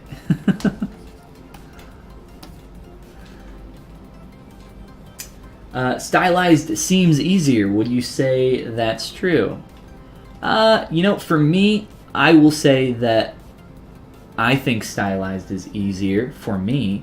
I don't think stylized is easier in general, though. I think both are difficult for their own reasons. And I've talked a lot about this in the past, but the basic gist is if you're trying to sculpt something stylized versus something realistic, when you're sculpting something realistic, or I guess I'll start with stylized since we have something right here. When you're starting to sculpt something stylized, the fundamentals of 3D character art, I think, are... I'll go ahead and say, I think that they're more important and more visible than what you're going to see in something that's realistic. And I think that's just objectively true most of the time. If you look at, for instance, Disney. I'm just gonna Google Disney character. Who's a good Disney character? Mickey Mouse. Grab me some Mickey Mouse. Where'd you go? Where'd you go, Mickey? Oh, okay, whatever. Sure. Goofy here. That's a terrible image. Who do I want? Who do I want? Minnie, sure. Minnie. That's a terrible image. That's a freaking give me, or no, I want Goofy. I want Goofy, right? Give me Goofy, and give me, I don't know, just a normal dude. I'll just look at this first. You guys know what normal dudes look like. So, in a stylized character, a lot of the time, the fundamentals of character design are going to be a lot more present in terms of things like, here, let's go on ArtStation, actually. This will be perfect. We'll look at the front page. What the hell is that? All right. Let's see. Is there some realistic stuff on here? Cute girl with a hat. Sure. And let's find something cool that's a little bit more stylized that we like. I'm not gonna look at Stan Lee. This gal, Felicia. All right, this is perfect. Whoa. So, in stylized characters, I think the fundamentals of character design are going to be a lot more important. And in terms of fundamentals, I'm talking about stuff that you're going to see like thick to thin, which is, you know, just a lot more apparent in here. straights versus curves, having a side that's a little less interesting than the other side, that's a little bit more interesting. What this does with stylized characters and with just art in general is it gives your eye a little bit of an edge to follow, let's say. So when you have something that's just overly complicated on both sides, your eye doesn't exactly always know where to go. But when you're looking at something like this character, something a little bit more realistic, a lot of these fundamentals of character design aren't going to be quite as present. But then when it comes to realism, I think there are a lot of things that are more difficult than what you're going to find in stylized characters. For instance, going off of your reference in something that's a little bit more realistic, getting a lot of those tertiary details is going to be where a lot more work is going to happen than in something like this. In this, you could almost say, you're not going to need any of those alphas and skin textures and all that. Those tertiary details aren't really going to require too much time. But where you are going to spend more time on something like this is making sure that those initial forms, those primary and secondary forms, are really, really good and meet accurately to your reference. So for me, because I've been doing a lot of stylized stuff for years now, if we look over on my art station, there's a lot more stylized stuff than what you're gonna find for realism. Like I have some pilots down here that are a little bit more realistic, and like I said, I think each one's difficult for different reasons. But for me, since I've been doing stylized stuff a lot longer, stylized stuff is easier to me. I think I spend a lot more time doing some realistic stuff than I would do on some stylized stuff, just because I have the experience and workflow kind of, maybe not down pat, but a lot more down than what I do for something like this, just because I don't do this as often. Not to say that realism is more simple or stylized is more simple. I think they both have their difficulties, and they both have parts of them that are a little bit more easy.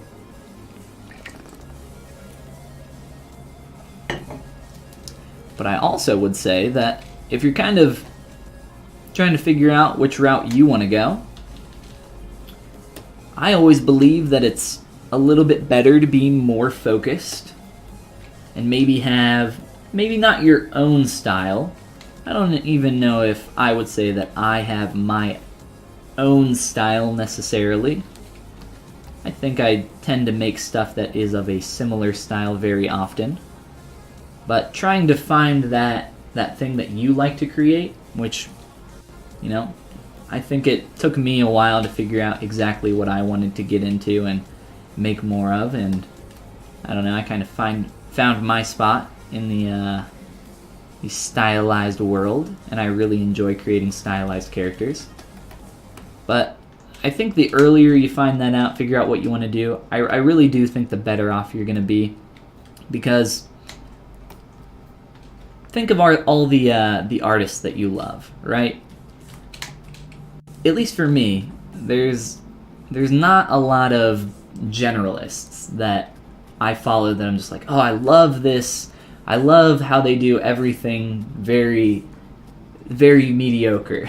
I love how they can just kind of do everything and anything, right? It's typically someone that does one thing very specifically and they do it the best. Like Zeronis. Zeronis makes female characters. If you guys don't know who Zeronis is, look him up. He does female characters, and he does them all in the same style, a lot of the same poses, but they look great. And I think he's doing a lot of work for Riot right now, but very often you will get picked up for stuff based on being, I think personally, being more specific with what you want to do. I always tend to give advice to be a little bit more specific. But if that's not what you want to do, if you want to be more general, I think more power to you. My advice or my ideas are not the word of God. At the end of the day, do what you want to do.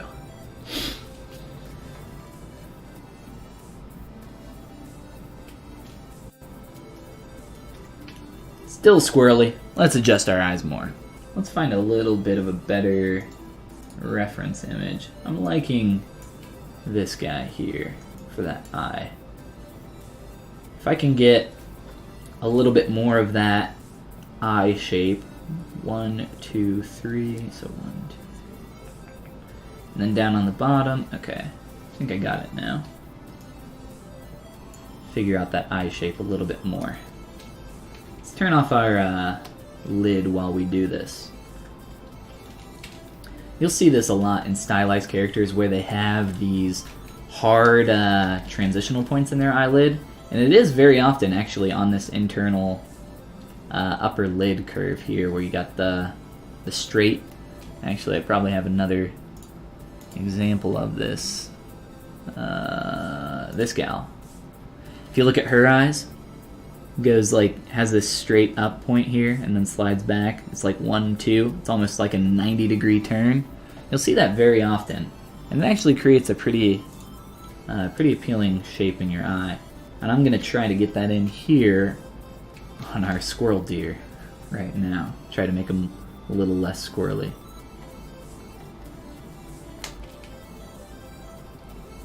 And on the bottom lid, it's more of just a 1, 2 point. And then really tighten in around there. And I'm probably going to be changing the shape around here and insetting this or pulling out the brow. Let's see. Let's try using mask,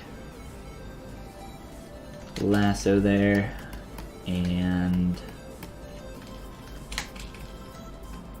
kind of just sliding this top edge out some more.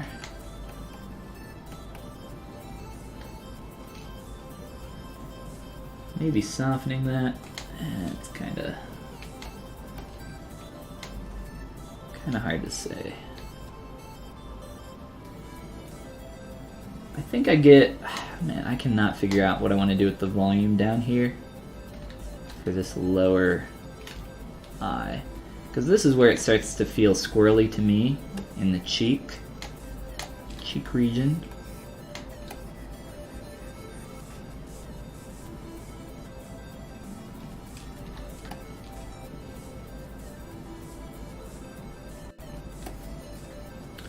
We might put some poly paint on this and that'll help us figure out some of these proportions, but for now, let's see.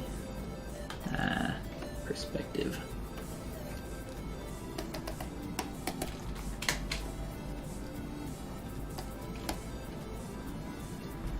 Let's see. You want to lean towards video game characters and assets. That's not really a style per se, but that is a specific type of 3D art, so that's a good direction and goal to go.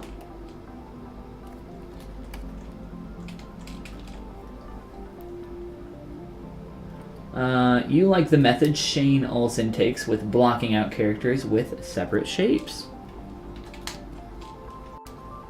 I also like that method.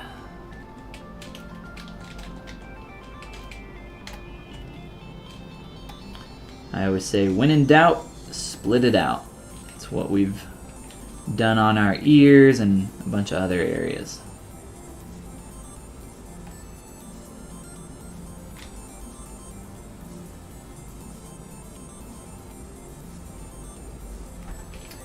Excited for Digitizer tablets coming from the USA with 1 week left. Yeah, you were talking about that the other day. That sounds really cool.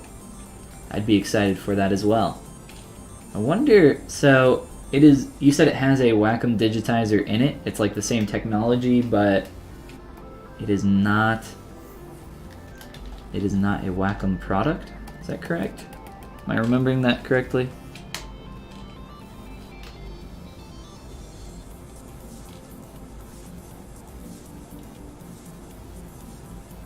Let's see here. Where's my lid?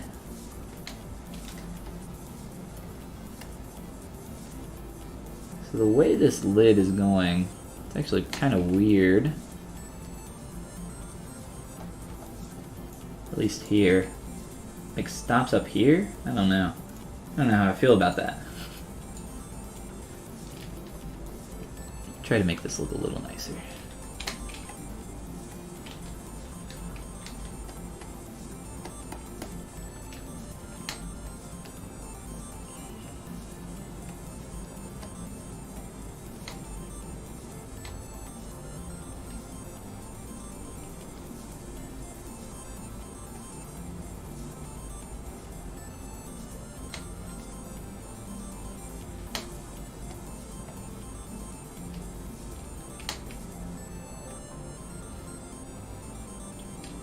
And I might make our eyes, I was going to say a little flatter, a little bit more flat. But instead of doing that, let's just push them in. I like to keep my eyes around, if I can. Doesn't always work. These are getting close to bumping into each other, but that's okay.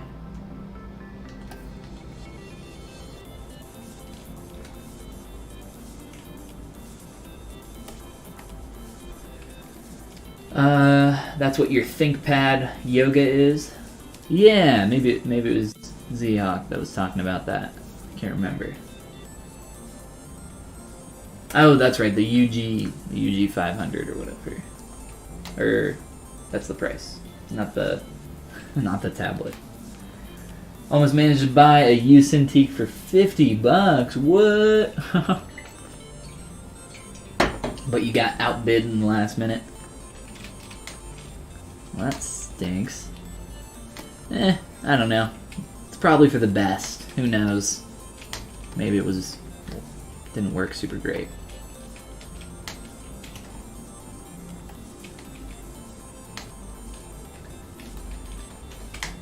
I'm all for finding used stuff, though. Used stuff can very often be just as good as new. Especially like when I was younger and had video game consoles. Well, I still have a Nintendo Switch, I guess. But when I was more like into buying the newest games and everything, gotta get the newest Call of Duty, I would always buy used games just because it was just the disc, like, or the cartridge or whatever. It didn't matter. Like, it didn't affect anything. Like, and if it didn't work, you could just return it. Like, hey, this doesn't work. But I mean, I never had that issue. Used stuff is very often just as good. For a Cintiq or something, maybe a tablet, it might be covered in scratches and be a little annoying to work with, but if you can get over that, it can still be just as good. My last Cintiq had a lot more scratches than this one, just because I was kind of new to using it, and I pressed a lot harder very often than I needed to, and that ended up scratching the screen in about like the center area. That's where I kept my model most of the time. With this, I don't baby it really at all. I don't even think about it. I just press a lot lighter with most of my brushes. I don't like sit here and carve into my tablet or anything. This edge is really annoying down here. I think I want to... Let me see. Let's play around here. Let's go here.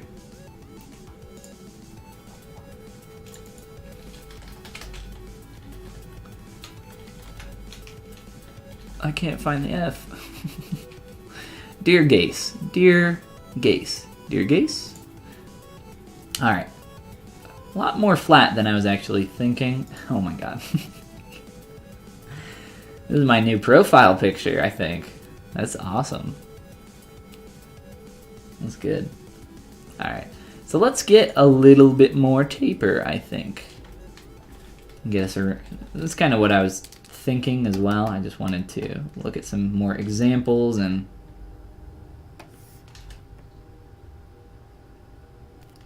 turn on perspective too. And maybe make a little bit of a better mask this time. It's kind of a little bit too much, I think.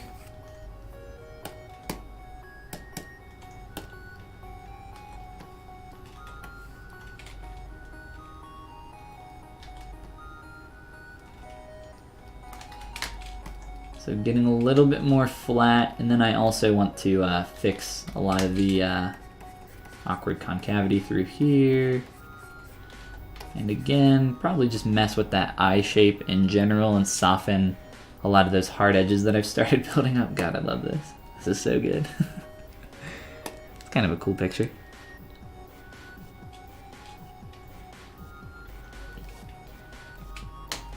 I love deer noses. Like, just the shape and the muzzle there. They're cool animals. They kind of look like cows. I guess they're pretty close. Kind of bug-eyed, aren't you? Alright, so let's soften some of these hard edges.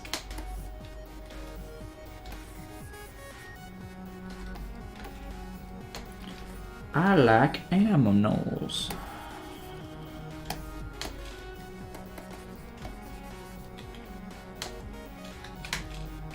And I think, do I want to, how far out should I pull this? Let's see.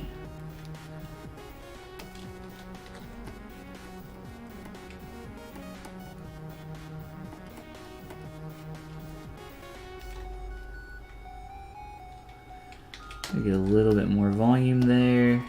Change that angle so he's not looking quite as angry. I do want that negative. See how we're starting to get that pull in there through that area? I do want that to happen though.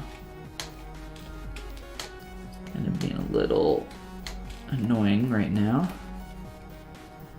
A little tough to work with.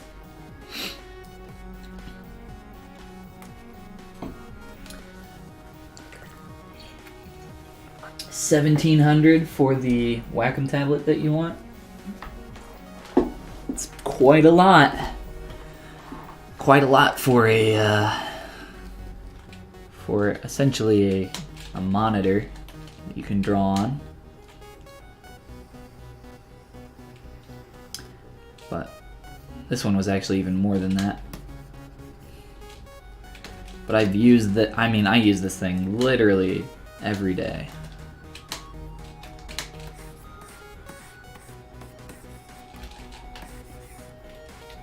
It's paid itself off.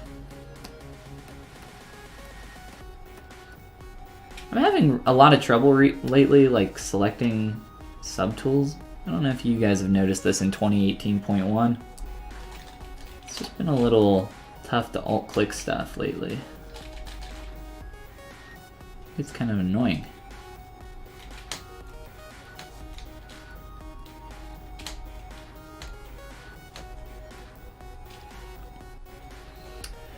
Alright, so let's see. What do we got going on here? I think there are some major form changes that we want to take care of.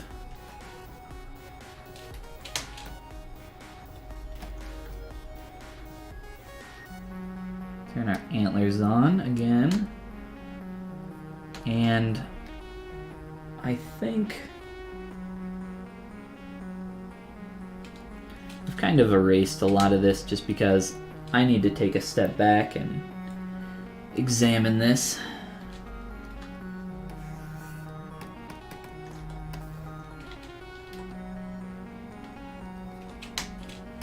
Try to get back to dir. And of course everything else is, reading, all together. We're like obviously reading toward deer or buck. But if I just look at this geometry by itself, not exactly what we want. Not exactly what I want right now. And it was, we definitely had some clean shapes in there, but again, If they're not the right clean shapes, what's the point?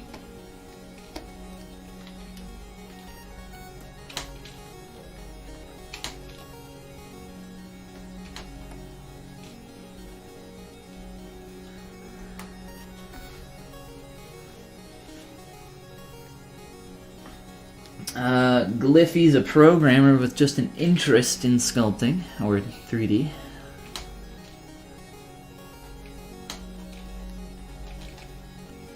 That's how I think everybody starts, you know, just interested in the dark arts. Then you fall in, never to return.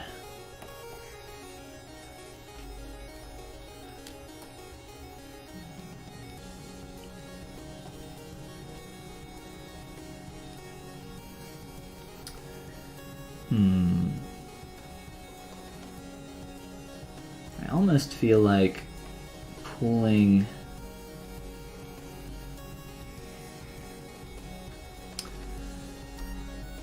this edge in a little bit more will help out. Make that plane change feel a little faster there. So a little bit closer. Trying to get like 1, 2, 3. Feels a little bit too gradual right now.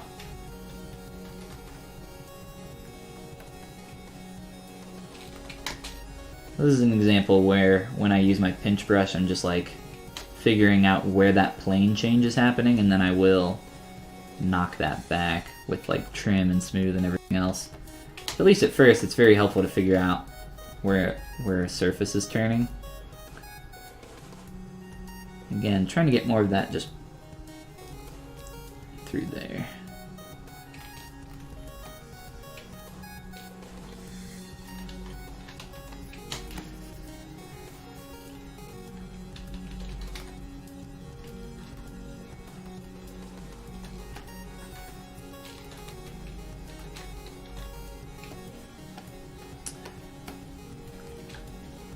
And then for the top portion of the silhouette, I think we have too much right now, that going on, this singular curve. And I've kind of pulled that out a lot more on that top brow. It looks way too circular up here. Feels very awkward. Let's see what that bottom portion of the head is looking like. That's actually not too far from what I was actually trying to do before. Try leaving that in for now. I think a lot of my problems right now are with the top of the head and just flowing around these eyes in general.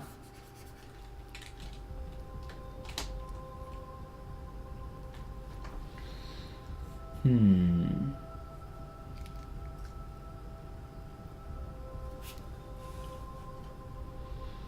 looking at this head specifically right now.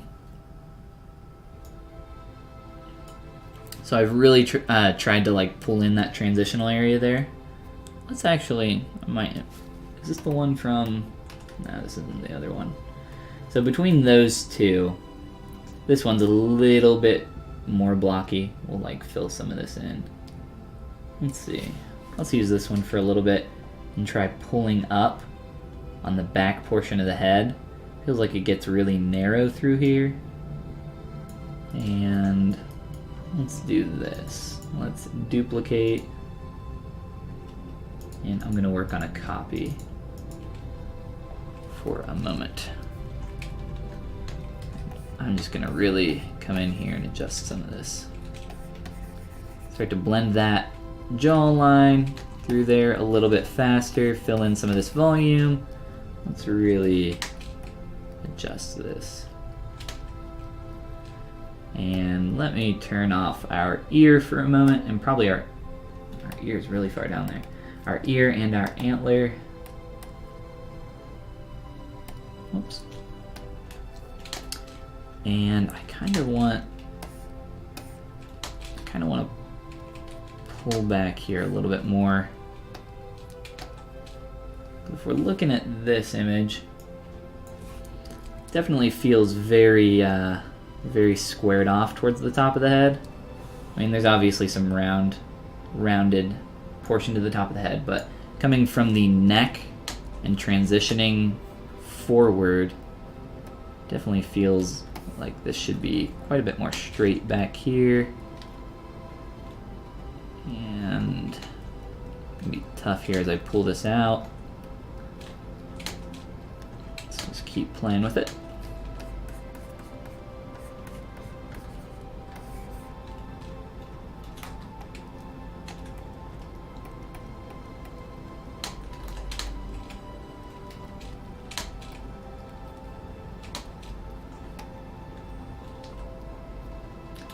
Gonna make some big, quick changes, see if we like them.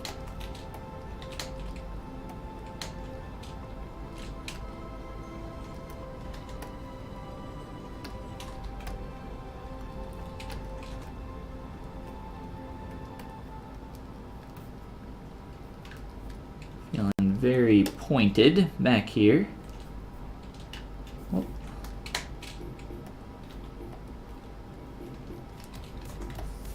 Try to trim that out.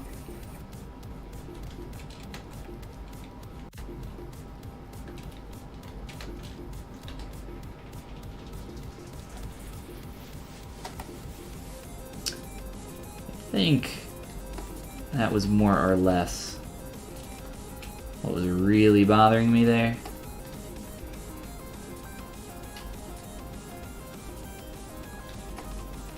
Let's try getting the angle of our ears just a little bit more out. And our antlers, let's make sure those align still. And I can really easily remove that and redo it, but if I need to. I don't think I need to though.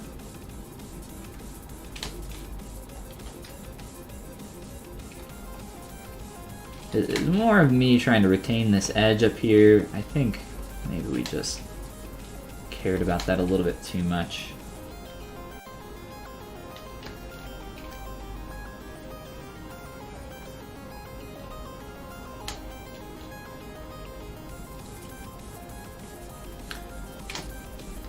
Maybe, I don't know. Does that feel a little bit too volumetric there? Like, should we pull that in?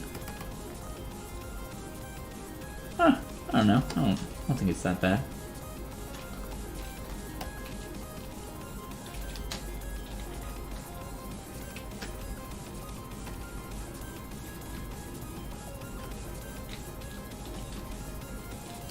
Let's just soften some of this up.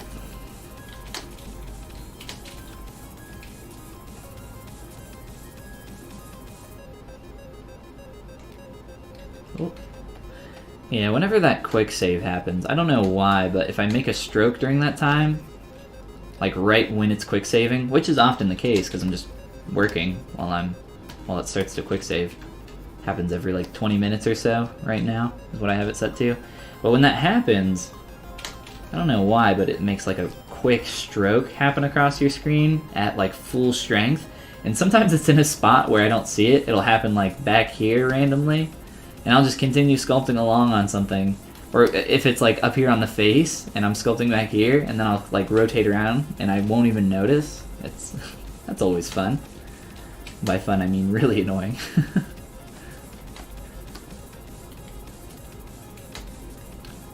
I don't know exactly how that function works, but it's like it doesn't wait for you to lift your pen up or finish your stroke. It's like, we need to save now! Do it! Save it, quick, go. I think I do like this, the direction that we're headed right now. More so than before. And I'll kind of flip between those and we can see the difference here in a moment.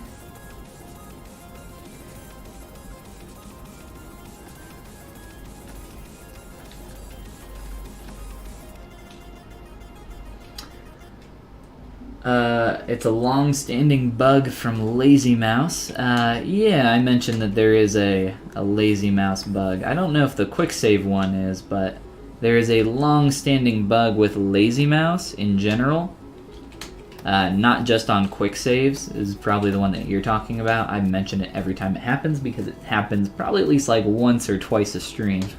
But when using lazy mouse with a stroke, you'll be sculpting and then all of a sudden, like, you'll just get like a quick cut across your surface. That one happens even more than the quick save one that I just mentioned.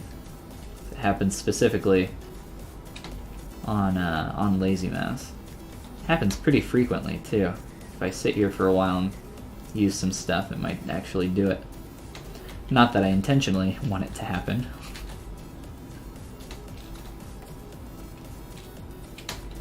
Hey, we're getting closer to Deerface. Deerface McGee. The Prince of the Deers.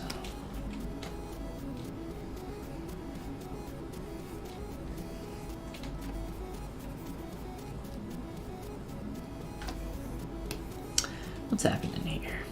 What's going on?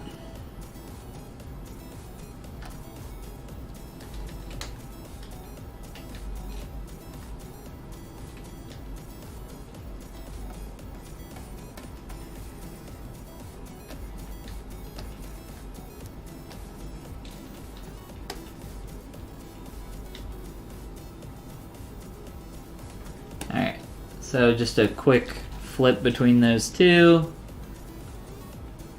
That's before, that's after. Before, after. I really think that the main thing that's helping out right now is just elongating the back of the head a little bit more, and then we need to continue messing with the shape of our eye. Right around here. The brow, the eye, everything. I don't like a lot of what's going on in this image around the eye.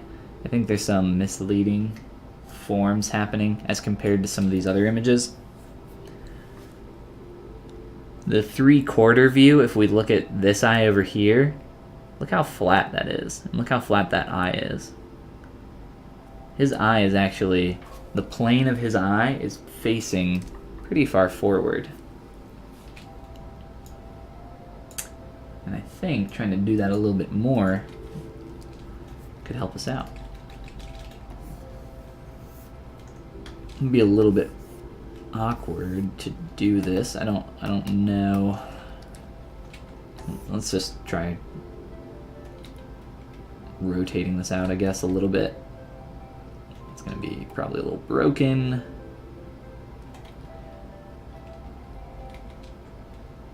Get those eyes facing more forward.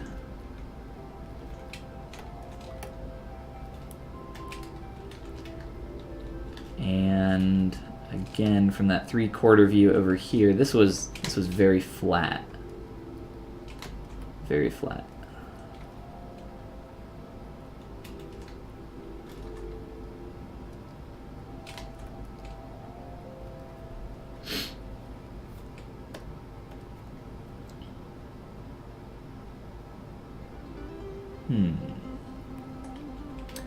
I think I could maybe bring that forward a little bit more.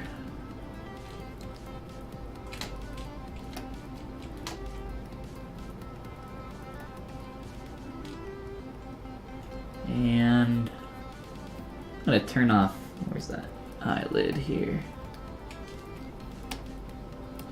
My subtools are all out of order right now.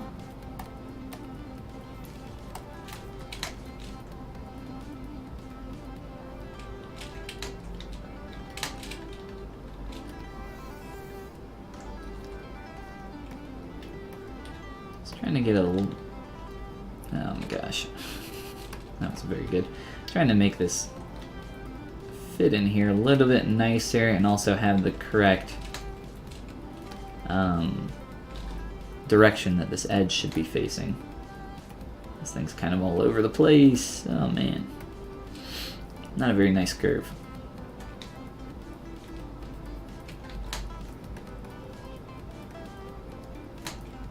Try fixing that real quick here. Although, nothing I do is ever really quick.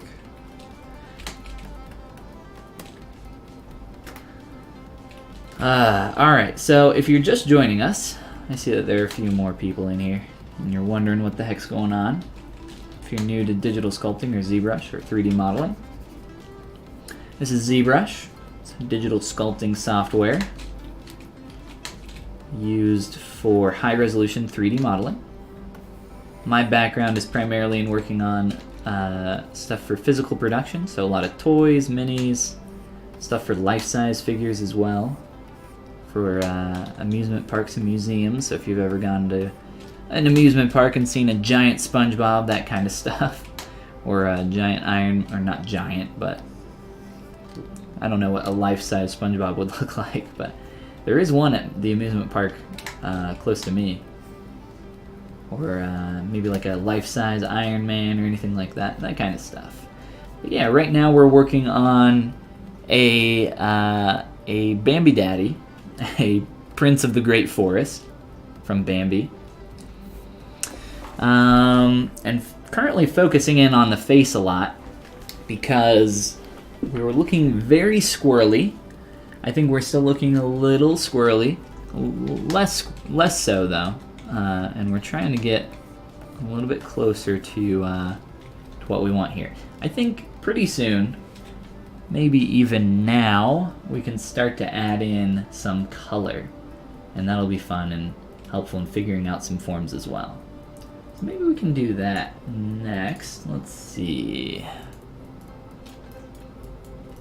And the dragon up here is just from our last project. I was just keeping that up there. I'm going to render this probably tonight, if I remember. I wrote a big old note on my notebook, actually on my notebook, because I was out of, I don't know if you guys can read that, I don't know, it's kind of bright. Camera's having some trouble adjusting. I wrote it on the notebook because all my pages were full, it's filled up there, but render dragon, yes. I'm gonna try to render that, and also fix some of the stuff for printing. Some thickness issues there that I need to correct. Let's see. Getting a lot of pinching going on, but let's take a step back. That didn't even do anything. Just look at things as a whole. I don't like the differences happening between the front legs and the back legs. I think a lot of the volume in the front legs needs to move down a little bit more similar to what we're seeing in the back, and this shape in general needs to be adjusted, and this shape in general needs to be adjusted. But in terms of placement, I think the placement of, how can I, oh there we go. I think the placement of a lot of this is where I want it. A lot of the larger shapes through here. We started to, if you were here earlier on our stream, we were working on our deer butt back here, which was a lot of fun. And then I'll also mention that if you miss anything on the stream, all the streams go up on my YouTube channel afterwards, so no worries there. Won't miss anything. Uploaded for all eternity, because here on, that was weird, that's not what I wanted. Here on Twitch, they only record, I think, about 10 of my past streams. I think it's around 10. Which is not very many. Whereas on YouTube, it's all of them. Twitch did not have, I guess, enough room, enough server space. This is almost blending the way I want it to, but some of these stars, like right here, I can tell even without looking at the polygon flow, just by how it's deforming when I sculpt on it. It's just a kind of a problem area. Stars is bad. Bad for sculpting.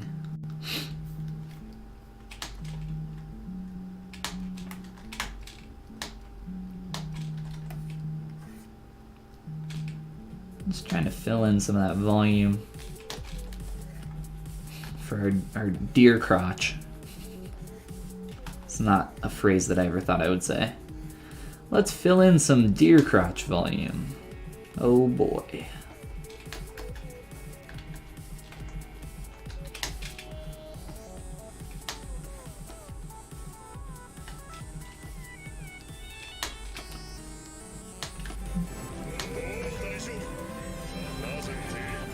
Duke Lucretius, thank you for the follow. How are you doing? It's feeling a little flat down here in general, so it's starting to get a little bit more volume is helping out. I don't like how flat that is looking though, so I probably will do something here to offset that just a bit.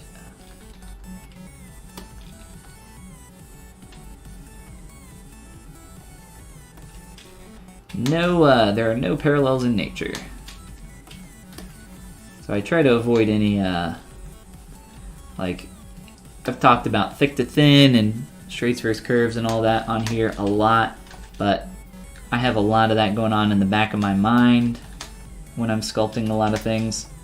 So if we're looking down here on these legs, even these legs have, from the side view, some curve to them. No perfect straight.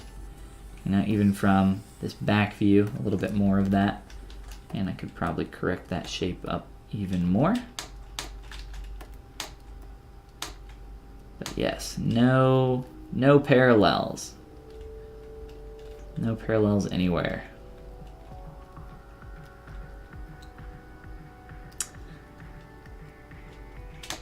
And this is no good. This little divot through here. I'll probably chop our legs back off. I know. Sounds mean. It'll be, maybe for this back leg, maybe not.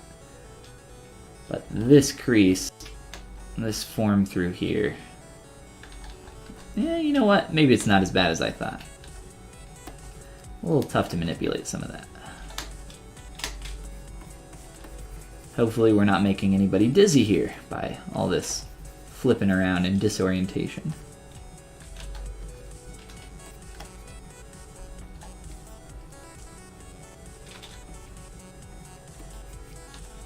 I really don't even think about it, but I have seen people mention that rotating around in 3D, like in ZBrush, makes them sick. I've only seen that a few times. I don't know if anybody else, or if anybody here struggles with that. I've never really gotten motion sickness though. I've never had a problem with motion sickness.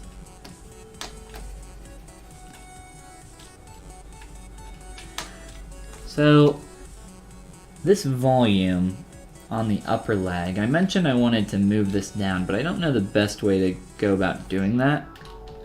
I think I'm gonna try selecting part of it and shifting like this section down a little. We'll see how this works. If I can find maybe a better example or reference.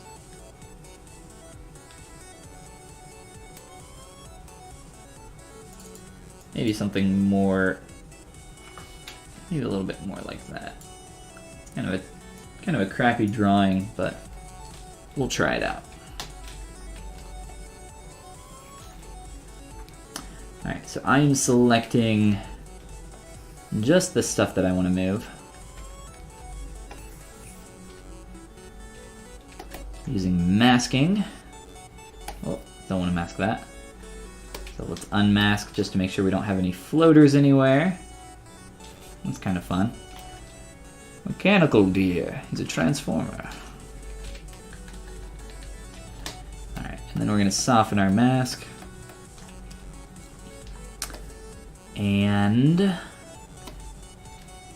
I could just do a straight move down. I don't think that's what I want though. I think I want to skew it.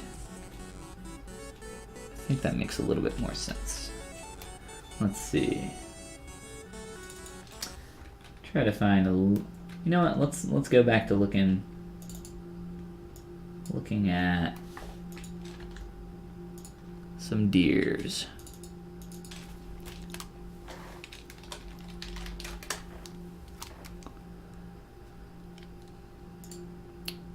This is the point that I'm looking for, much like in the back leg. I don't have enough volume there right now to get it, so I think maybe pulling back a little bit along this leg might help. In most of the images that I have of Bambi's dad, though, it's pretty much straight down from that point.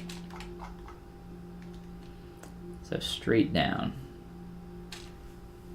What's going on with this song? Oh, I skipped it right as it actually got to the part where it started. Hey, it doesn't matter. So it feels like very straight down. It's very bright. But I think I am going to attempt to get a little bit more of that angled shape in there. As well as, I don't know, is that enough? Sure. Let's say that's enough. And also let's try, or actually here, go back to our mask. Continue masking off the rest of the leg. Slide that back a little bit more. Might have to mess with some of the volumes going on around up here, but that's okay. Let's grab our Move AccuCurve brush.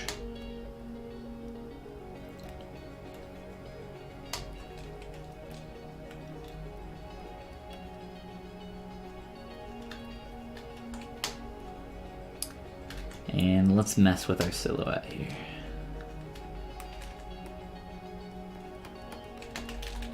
Very technical term, by the way. Mess. Mess with your silhouette. Let's adjust our where some of our breaks in our silhouette are happening. That's what that translates to.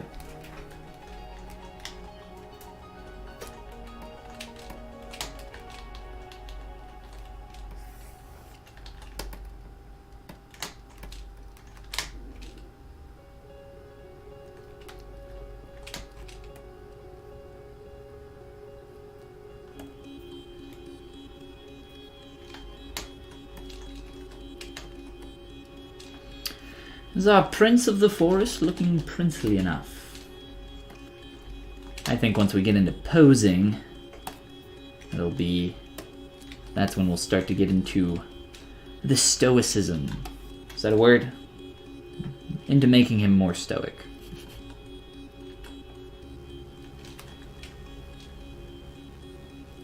A lot of that definitely comes from his pose, or a lot of his poses.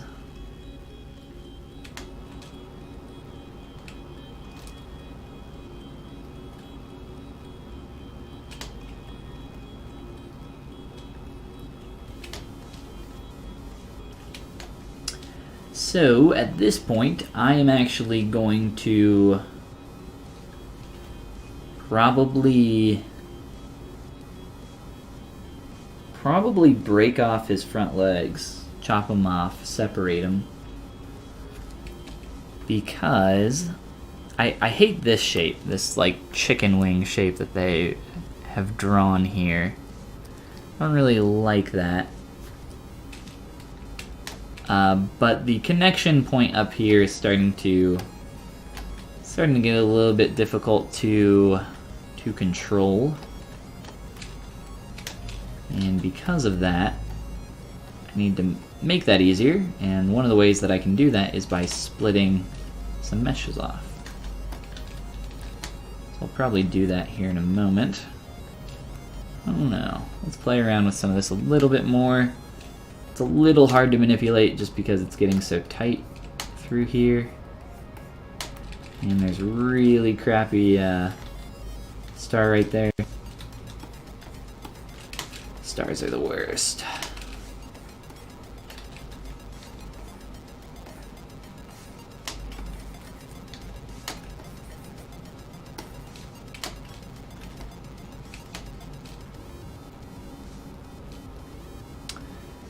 just some of this, the way it's translating here, isn't exactly what I want. So I'm gonna chop them.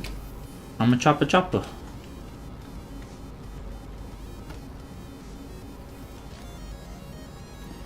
And I'm just using a selection lasso right now. You can use masks, I mean you can use whatever you need to do this. Whatever works best for you.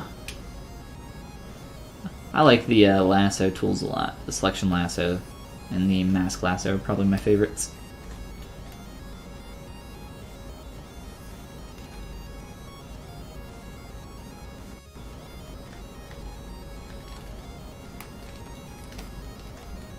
Alright, and I'm just going to split that off.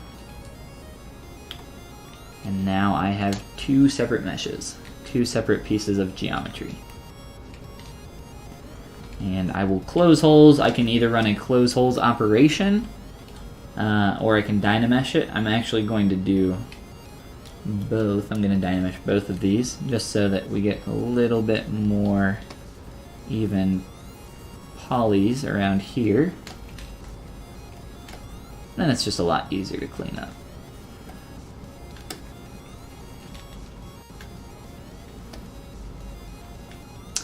Same up here, just a quick dynamesh should do the trick.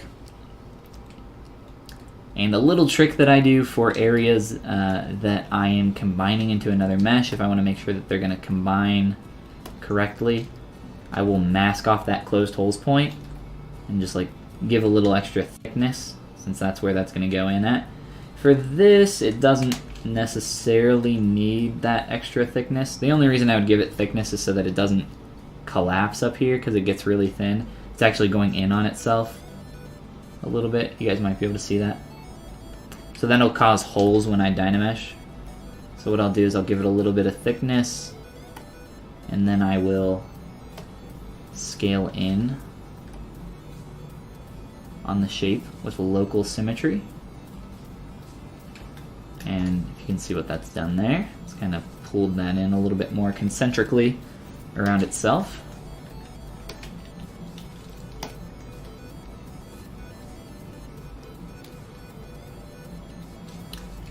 And yeah, so I've chopped off our legs, and whenever I do this stuff, you know, it always seems like we're taking a step backwards, but sometimes you have to do this to make it just a little bit easier to work with and to find that shape that you're looking for.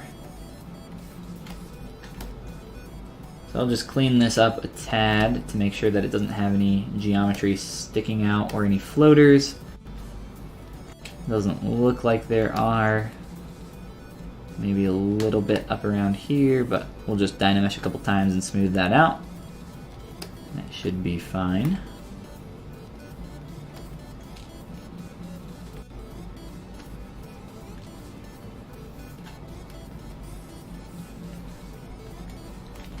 So the whole reason I've done this is so that I can come through here and really start working on this shape, adjusting a lot of how this is connecting to the body.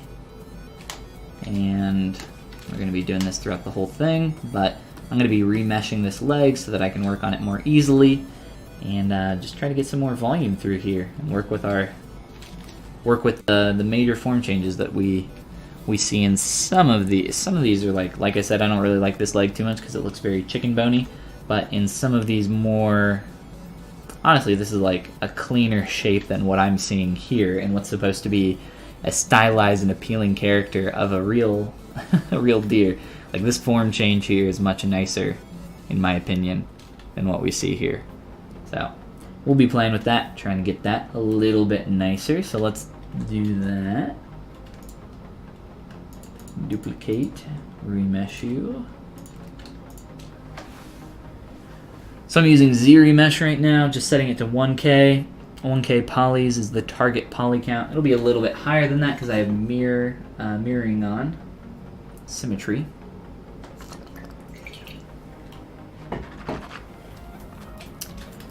And then we're going to project nothing. I would normally project some form on something that I remesh, but because this is such a simple shape, it's not necessary in this case. So you can see that most of the form is kind of coming through with 1,000 polys. If I undo, that is the original mesh, that is the new mesh, but with the smooth, it's pretty close to what we had before. ZBrush can be great for just getting some geometry that's a little bit easier to manipulate, but it can also be really great for getting rid of warble in your surface and just making a cleaner shape overall. So if you're someone that's struggling with trying to get clean forms, which is probably one of the questions that I get asked the most, just take a step back. ZBrush it down really low, like what I just did right now. And there's still a lot of dirtiness going on in the surface, but at this stage I can just really clean this up with some light brush strokes, light smoothing. And if my smooth is too strong, I can lower the intensity or maybe add in an extra subdiv and really start looking at this from the silhouetted view and maybe even move my light around just to get a better idea of how my surface is reacting. Make that on the front view for the light. Pretty much the only two places I ever shift my light. I keep it in the default top-down position, and then occasionally when it's hard to see what's going on, I'll move it to the front or sometimes from the bottom view, just so I can see certain shapes that it would normally be in shadow. That's basically it.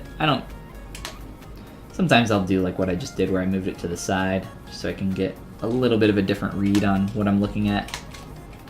If you look at a shape too long, you kind of get used to it and can't really tell exactly what's wrong with it sometimes. And I was kind of having that problem up in the face. Eventually, that's why I just got rid of a lot of that form and said screw it.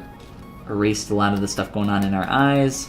But to avoid that from happening, moving your light around a lot can be very helpful.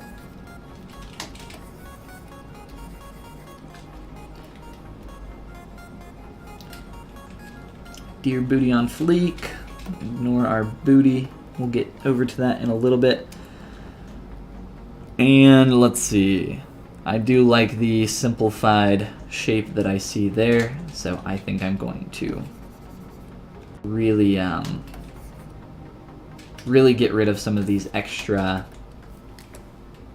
bumps in our surface. I don't think this shape, like 1, 2, 3.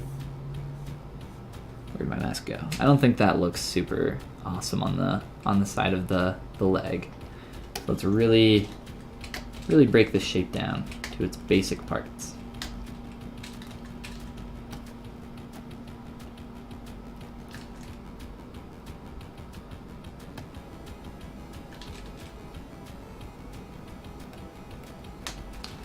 And when you have like a long straight like this, I'm trying to avoid having, I know that's very extreme, but even here, I'm noticing a lot of that warble going on. So just making sure that that shape is clean. Anything that is supposed to be somewhat straight, try to make sure that's actually happening. And let's see.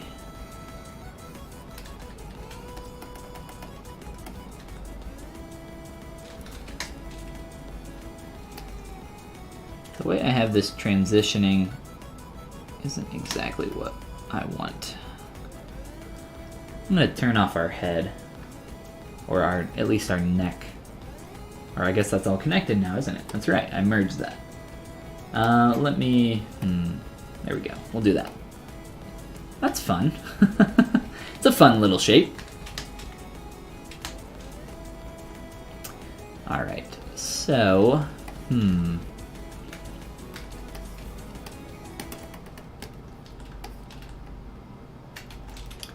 how do I want to do this?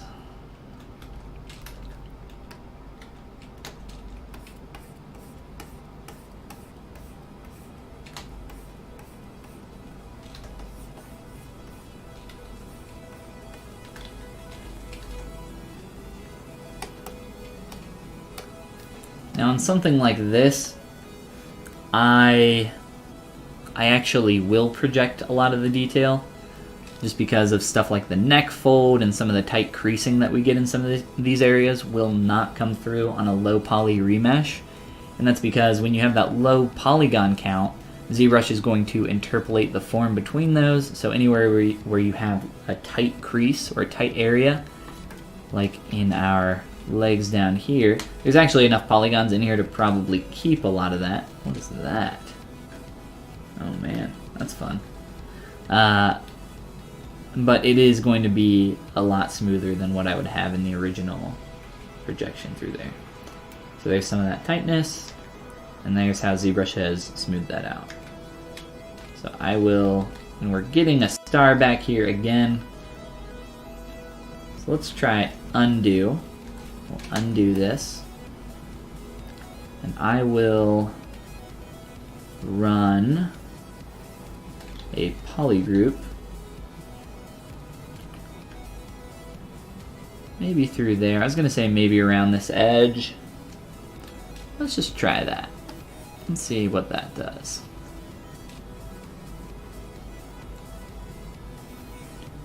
Maybe another one through the torso. Let's try to get some edge loops through here.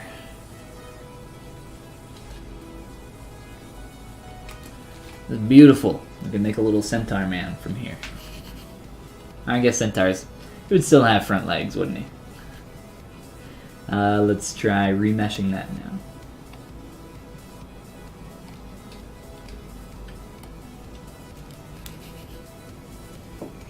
Do centaurs have to be half horse, half man?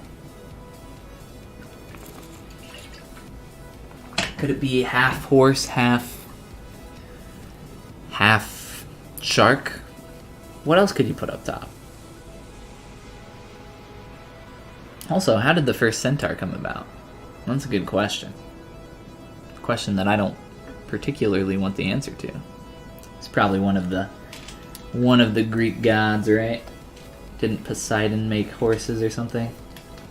And I believe centaurs are Greek, if I'm not mistaken.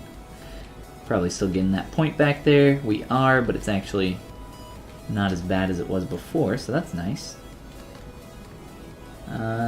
Where are we? Projection.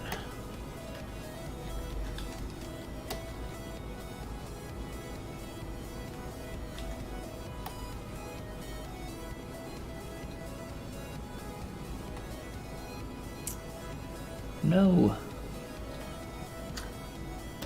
I always get scared on those when it freezes up like that because...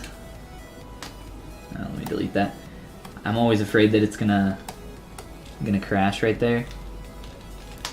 Typically when you have something that takes a little bit longer to load than it should, that's like one of those warning signs that ZBrush is about to crash on you.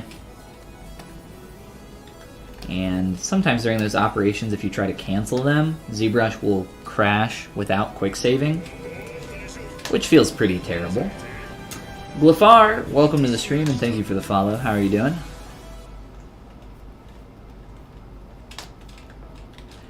Glafar, the good twin, the nice twin of Jafar. Jafar was the evil twin. Half horse. But what about the man part? Does it have to be half man? Could it be like half iguana? Have a lizard person. Have a lizard person politician, right? You guys know about lizard people? The lizard people conspiracy? It's my favorite conspiracy. Simply because it makes absolutely no sense.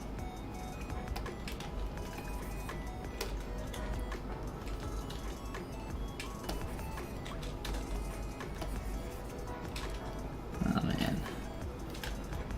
Alright, so I think maybe I've pushed that more so than what I want.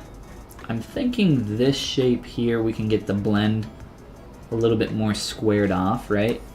Kind of like what we have in the back leg.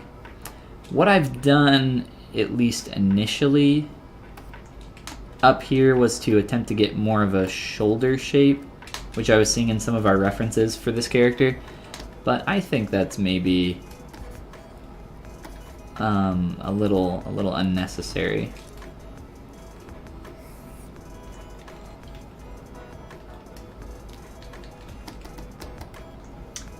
Enchantress NEL, I think, is how you maybe say that. Thank you for the follow, either way.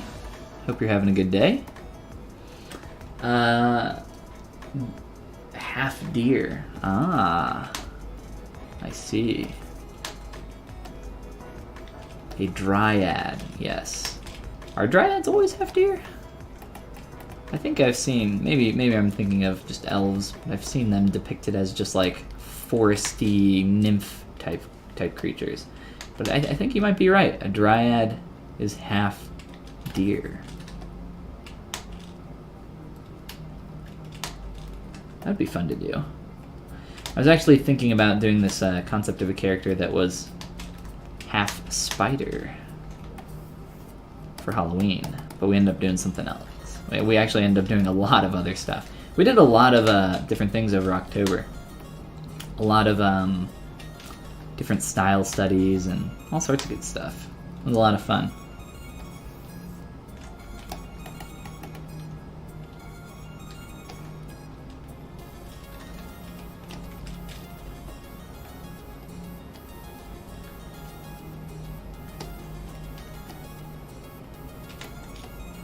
So I'm attempting to square that off a bit more for how that will transition into the body, and probably try to get a little bit more thickness and feel very thin, right?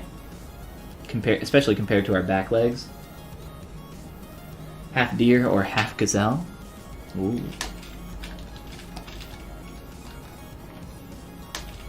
Dryad is also just kind of fun to say. Got good mouthfeel. Alright, so I am adding some more volume through here using my clay tubes brush. Trying to get that to be a little closer to what we have in our back legs. Don't want to overdo it too much though. Let's see. I think I could push some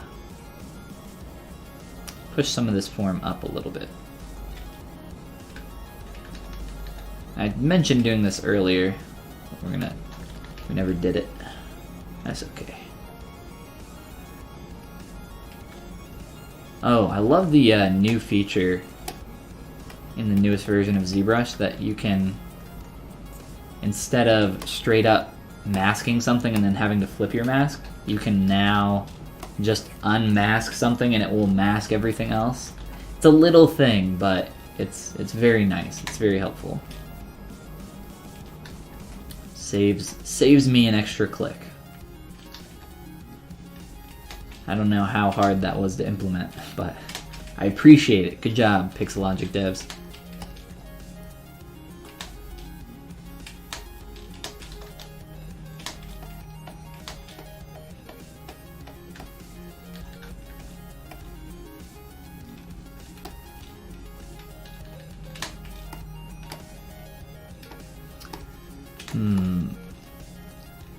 Let's see. I think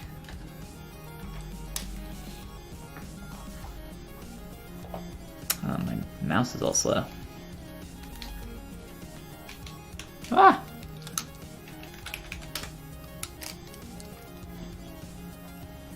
I want to see a little bit more about the volume coming up through here, or whoops.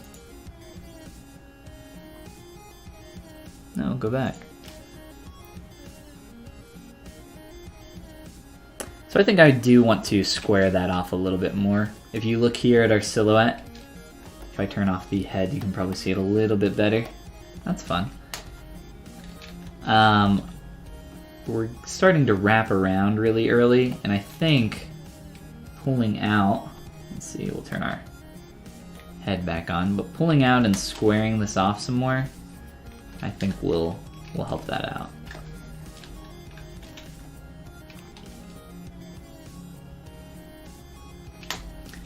And let's also make sure that we are getting the right amount of volume back through here. I know we're constantly doing like this back and forth through a lot of these shapes. I mean, that's what a lot of this is. It's kind of a balancing act of trying to get closer to, well, kind of what I'm seeing in a lot of different concepts, because there are so many for this guy that are very different. But at the same time, I'm just trying to create something that's appealing, and in a lot of these, I mean, there's a lot of differences, but some of them just have some shapes that I'm not a huge fan of.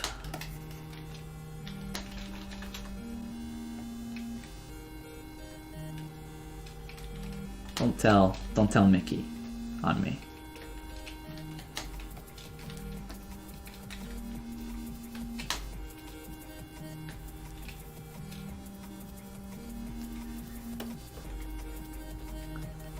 Ooh. I don't know if you guys heard that on mic, but my ankle just popped incredibly loud. I'm thinking about making his legs a bit longer too. I could probably blend that in now and feel a lot better about that leg.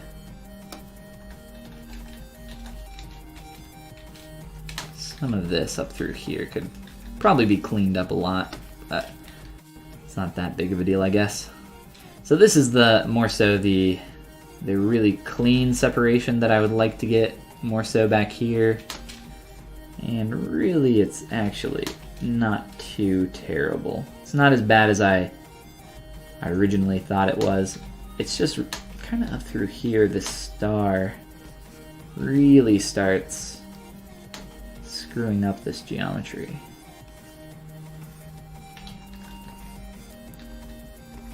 Anywhere where you have a star, typically that alternative function for smoothing works a little bit better. At least I've noticed that it does. So that's using shift to smooth and then letting go of the shift key. Tends to work out a little bit better.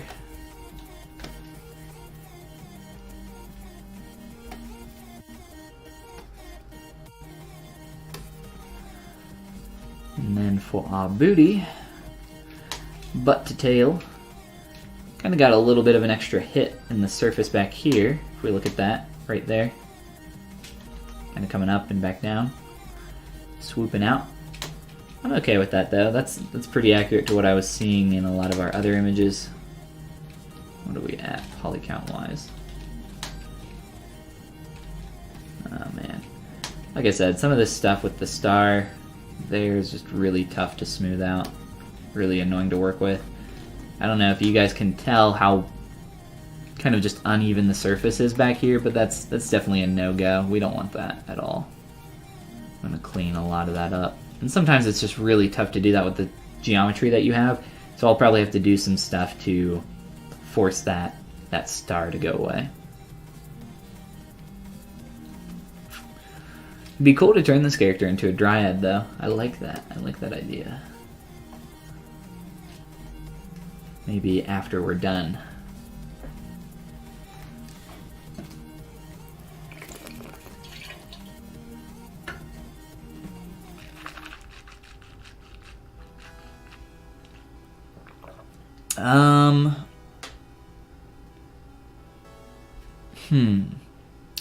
I think that's maybe...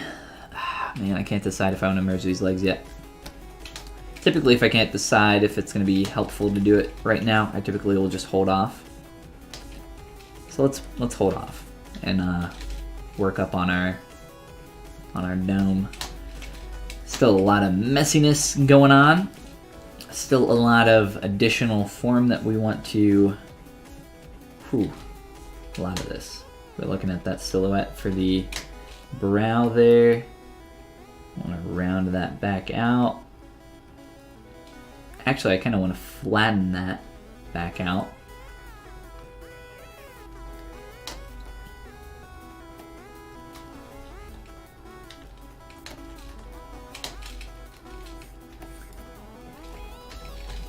let's see here. Let's grab our sharp soft edge, and I just want to start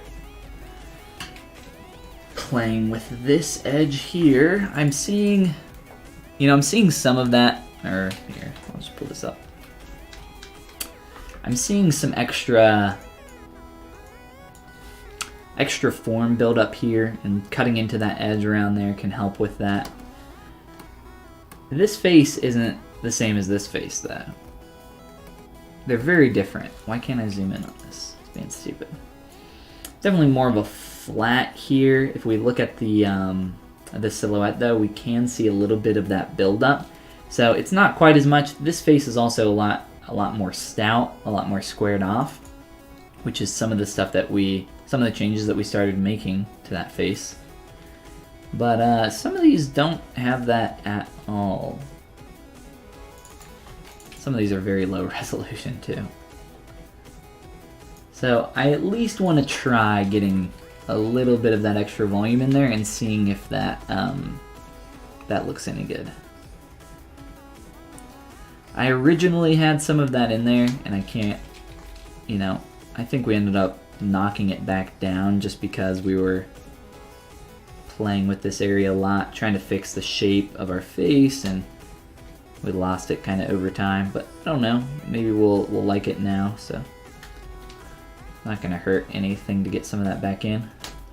Not too difficult, and using stuff like our MAH cut is great for pinching and using the Dam Standard brush at the same time, so that's always nice.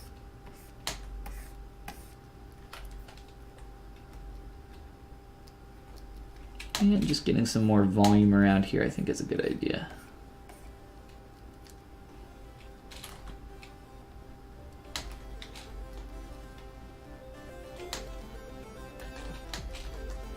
Also to help figure out the way that this surface is turning. Been trying to flatten this, but it's not been cooperating incredibly well. Let's see.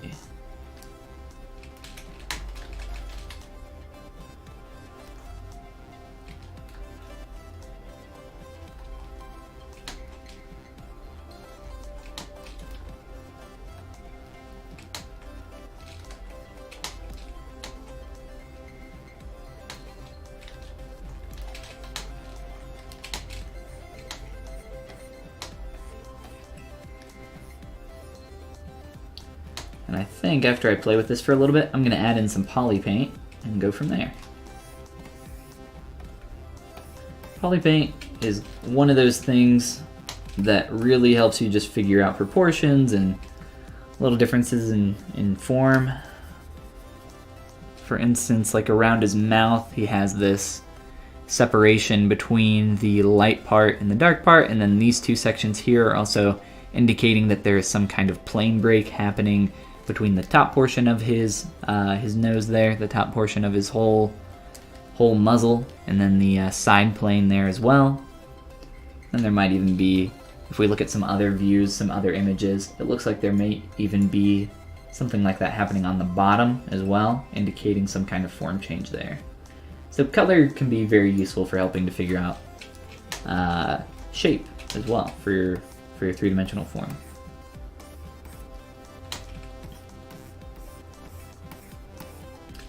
We will do that right meow. Right meow.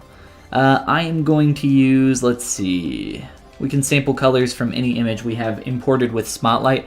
I am going to use this guy down here because I kind of like the colors going on him a little bit more. And I'm just going to insert, essentially, let's see here, just a block out color. So just a full color there.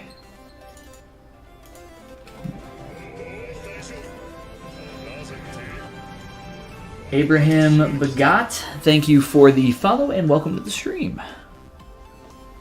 What is happening? So some of this is a little more saturated than maybe what we want, but that's okay. we'll tone it down a little.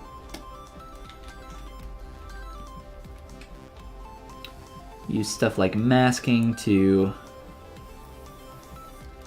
put in some of this color. And again, remember, we're just going for that, whoops, that quick block out. Is that really 100% of that? Feels a lot lighter to me. Let's go here. RGB, turn this down a lot. Fill that in a little. Maybe even a little bit more. Let's do that. I like that color more. Alright, and then I will just kind of clean up this edge. Find out where my plane break was over here. And up around here. It looks like a portion of that upper, of each upper leg has a little bit of that color break there, which is interesting.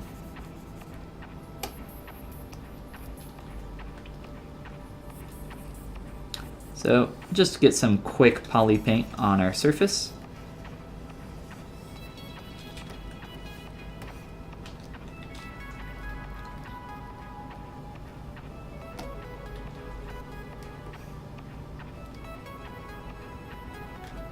And somewhere around here.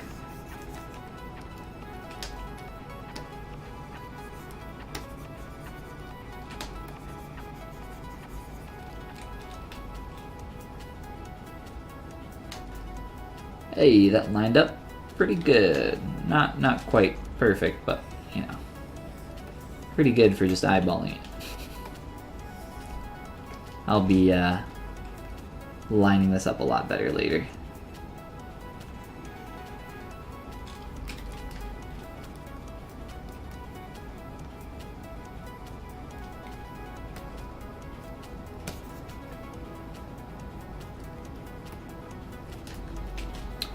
And probably turning the surface of that leg, or actually, no, instead, I'll do this.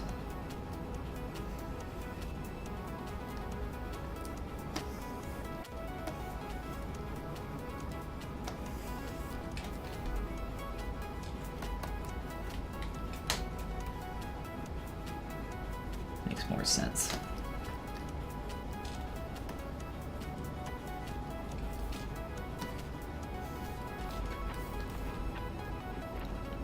Alright, and then up here, I don't know why that color is coming in so saturated.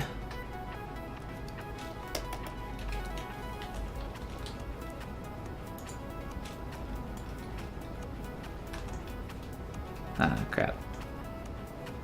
Not what I wanted.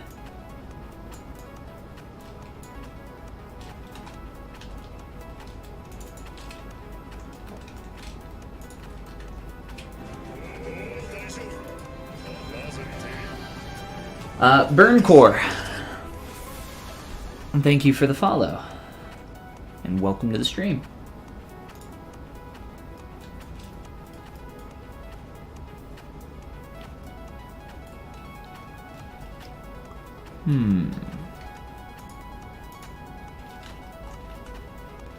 Where'd that other image go? Why'd that disappear? Okay, that's weird. Sure. So again, this is reading in hyper saturated. The way I'm filling in this color, by the way, this RGB intensity essentially acts as if it's a percentage fill, so I can fill in a little bit of that at a time. I don't have to fill in that exact. Essentially, it's like 20% fill right now. And I'll do this to fade between a few colors on occasion. I don't really... I don't really like how much of a transition there is there. I don't know. Let's leave it for now. Let's just here.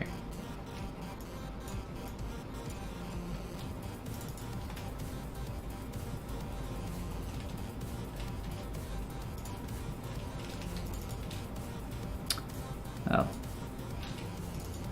Need to turn RGB back up. We'll just make our nose black real quick. Ears we'll make the same color on the outside as this, but on the inside we'll probably reuse this color. Ooh. Haven't even merged our ears down yet, but we need to do that eventually. Make sure back face masking is on for our standard brush. If you don't have back face masking on for thin areas, it will paint through to the other side, or sculpt through to the other side, worse yet. Paint's a little bit easier to fix.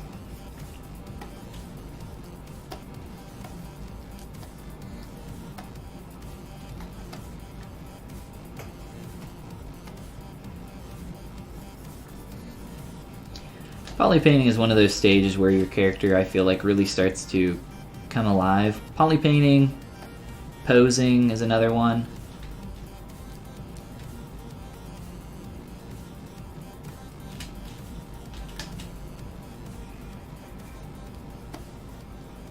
But like I said, there's multiple reasons to start adding some color, and poly painting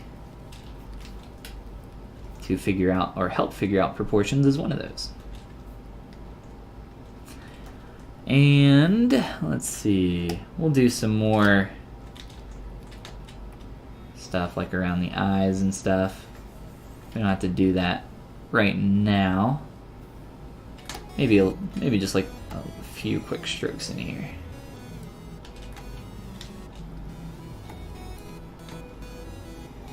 Because this will actually help us figure out where we want some of these plane breaks to happen.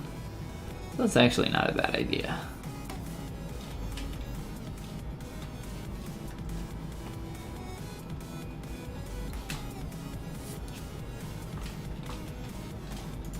And I kind of like the, I don't like the color separation between these two.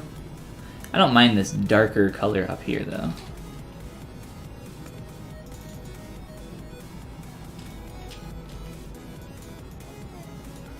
Let's see, let's look at some of our other images here.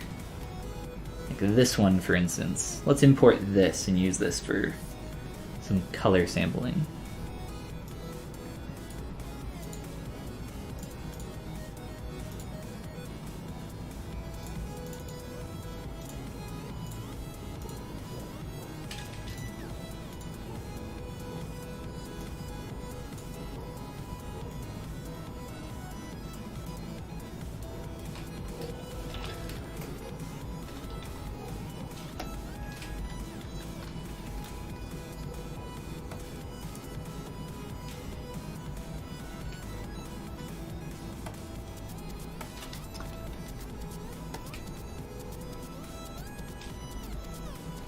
So you can actually use poly painting to create some masks. So if we go to masking, mask by color, and then at least for this instance I'll do intensity, since those are two different values, pretty drastic value changes. So that'll create a mask there, and then if I want I can poly group that, and then I'll have that mask later, so I can just select that and mask it off in the future pretty easily.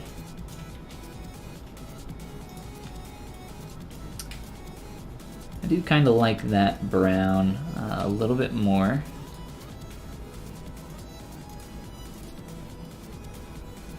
Try something like that. And then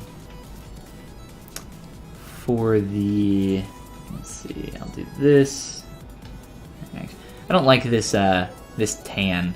Has like some green, yeah, it's getting a little bit too close to yellow. Something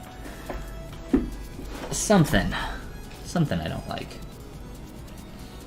We'll fix this body in a moment, but let's hang out up here a little bit longer. If I can select this poly group, geez.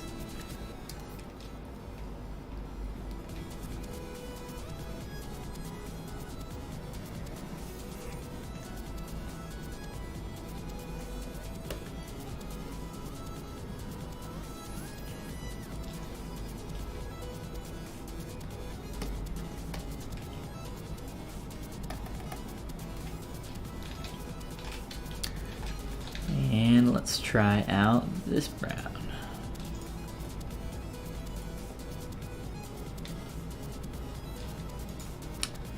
Let's try filling that in like half at first. Comparatively, like, I think it looks good with this. Let's try, where'd our other images go?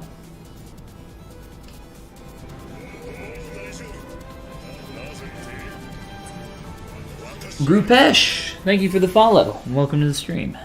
How are you doing?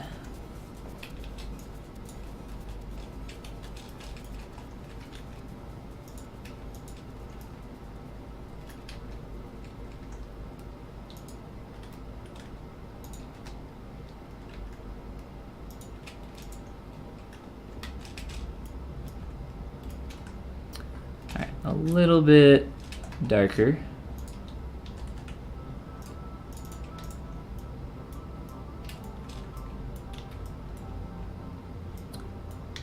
I'm liking that, I think. A bit more. And obviously we will sculpt and clean up a lot of what's going on around here, but a lot of this poly paint is going to help us figure out where we want some of this stuff to start changing. And I'm going to do the same thing that I did on my ears, which was mask, what was it? Mask by intensity. And swap some colors around. Whoops. There we go.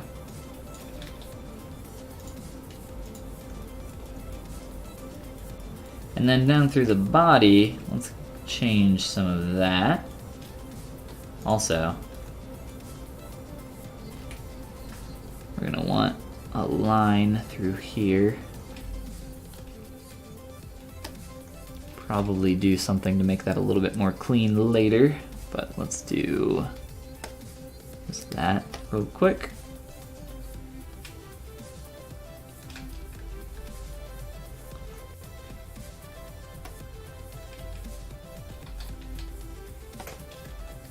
Alright, and then for the body, a lot of these images, it is much darker. Whoops. Get out of here. Go away. Too many images here. Much darker between these two.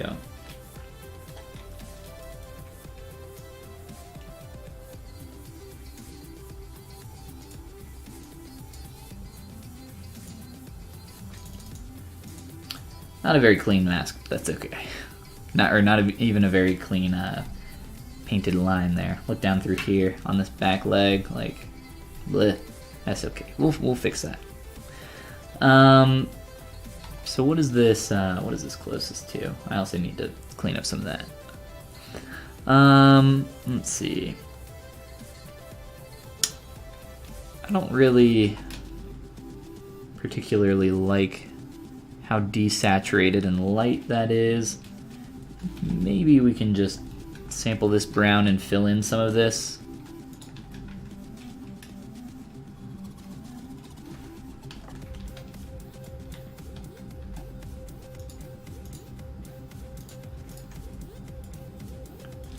Hey, kind of liking that a bit more.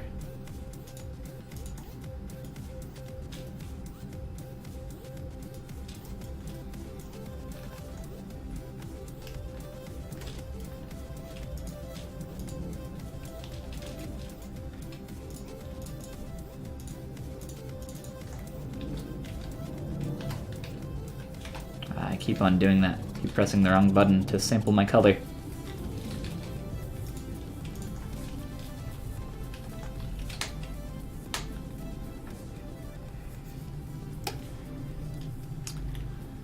That really doesn't matter because I'll be merging these legs back in. None of that stuff that's touching underneath the, like up in there, up under the underside of the backside of the arm there. None of that will ever be seen. That'll just merge in and go away.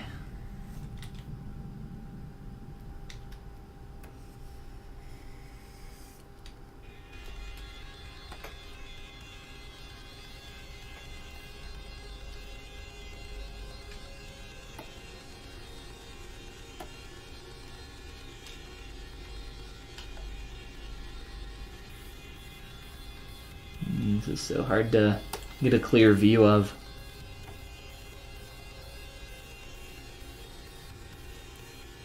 Anytime you're working on anything like legs or anything that where you're rotating around symmetrically, it's hard to see the other side. Sometimes I just work on one side at a time and then mirror it later.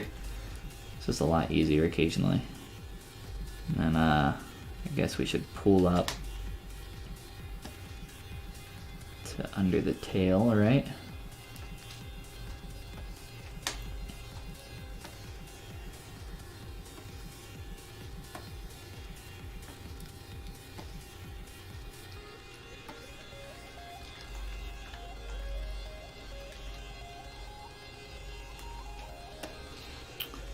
And I think it's, I don't know. I don't really like this color transition right now. We'll play with it more though and try to find something that we do like.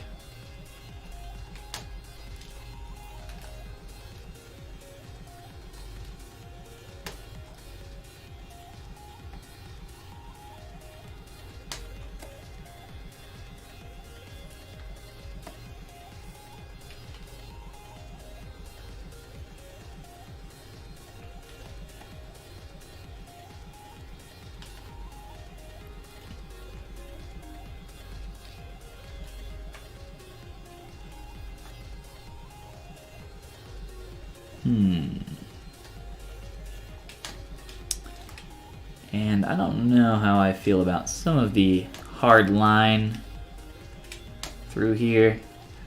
One thing that I think is pretty cool that you can do is you can actually use your smooth brush, and by default it has RGB turned on, and you can actually smooth out poly paint. And it's a little hard to see on these colors because they're a little bit closer to each other, but on something like this it should be more obvious. You can kind of smooth out between those shapes, which is pretty nice. And let's see, for my eyeball, I'm just gonna do a really quick pupil here. Make sure those aren't touching.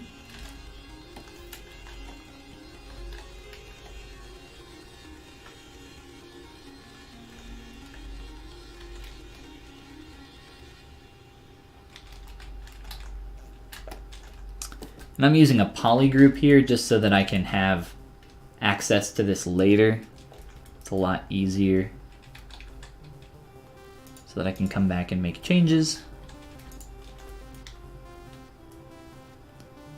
And if you want, you can change the material. Typically for eyes, people like to use toy plastic a lot.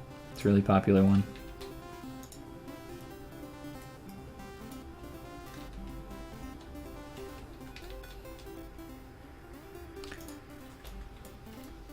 It does best when it's at an angle where you can get the highlight from. But yeah, like I said, I think poly paint really starts to help things really start to come alive.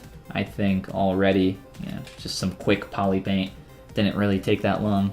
Looks a lot closer to what we're aiming for. But also, it'll be very helpful to use this to find some changes where we want to flip things around. But I'm liking it. I'm liking the direction, which is good. Let's see here. I don't think we have any other last-minute questions. So I think after doing that poly paint, I think that's going to be a great place for us to stop for the day. So I do want to say thank you guys for coming and hanging out. I really quick here at the end would just like to shout out my Gumroad, which is somewhere around here.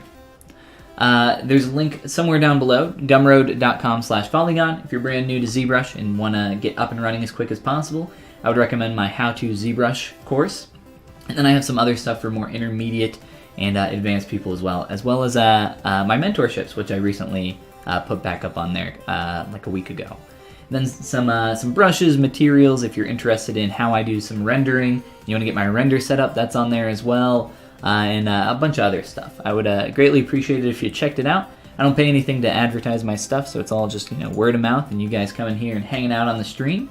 So I think with that all said, we're just gonna find somebody to give a quick quick raid to here at the end, see if there's any digital sculptors or anything online, or even a traditional sculptor. Never any digital sculptors on anymore. Feel like for a while there when I was streaming like a year ago, there's always people online, but anymore, I don't know where they all went. All right, let's see. Ooh, also, I like when people paint minis. I've personally never painted a mini. I'd love to try it out. I think it'd be a lot of fun. I need to get I got a bunch of minis from board games and tabletop stuff. I don't have any paint though. That'd be fun to do on stream maybe. But let's check out some painting mini stuff. But yeah, thank you again for coming and hanging out. I stream every day except for Sunday at noon EST here on my channel, and then I stream on Tuesdays at 6 p.m. EST over on the Pixelogic ZBrush channel. So if you guys want to come and check that out next Tuesday, I would greatly appreciate it, and I will see you next time. See you guys. Have a great rest of your day.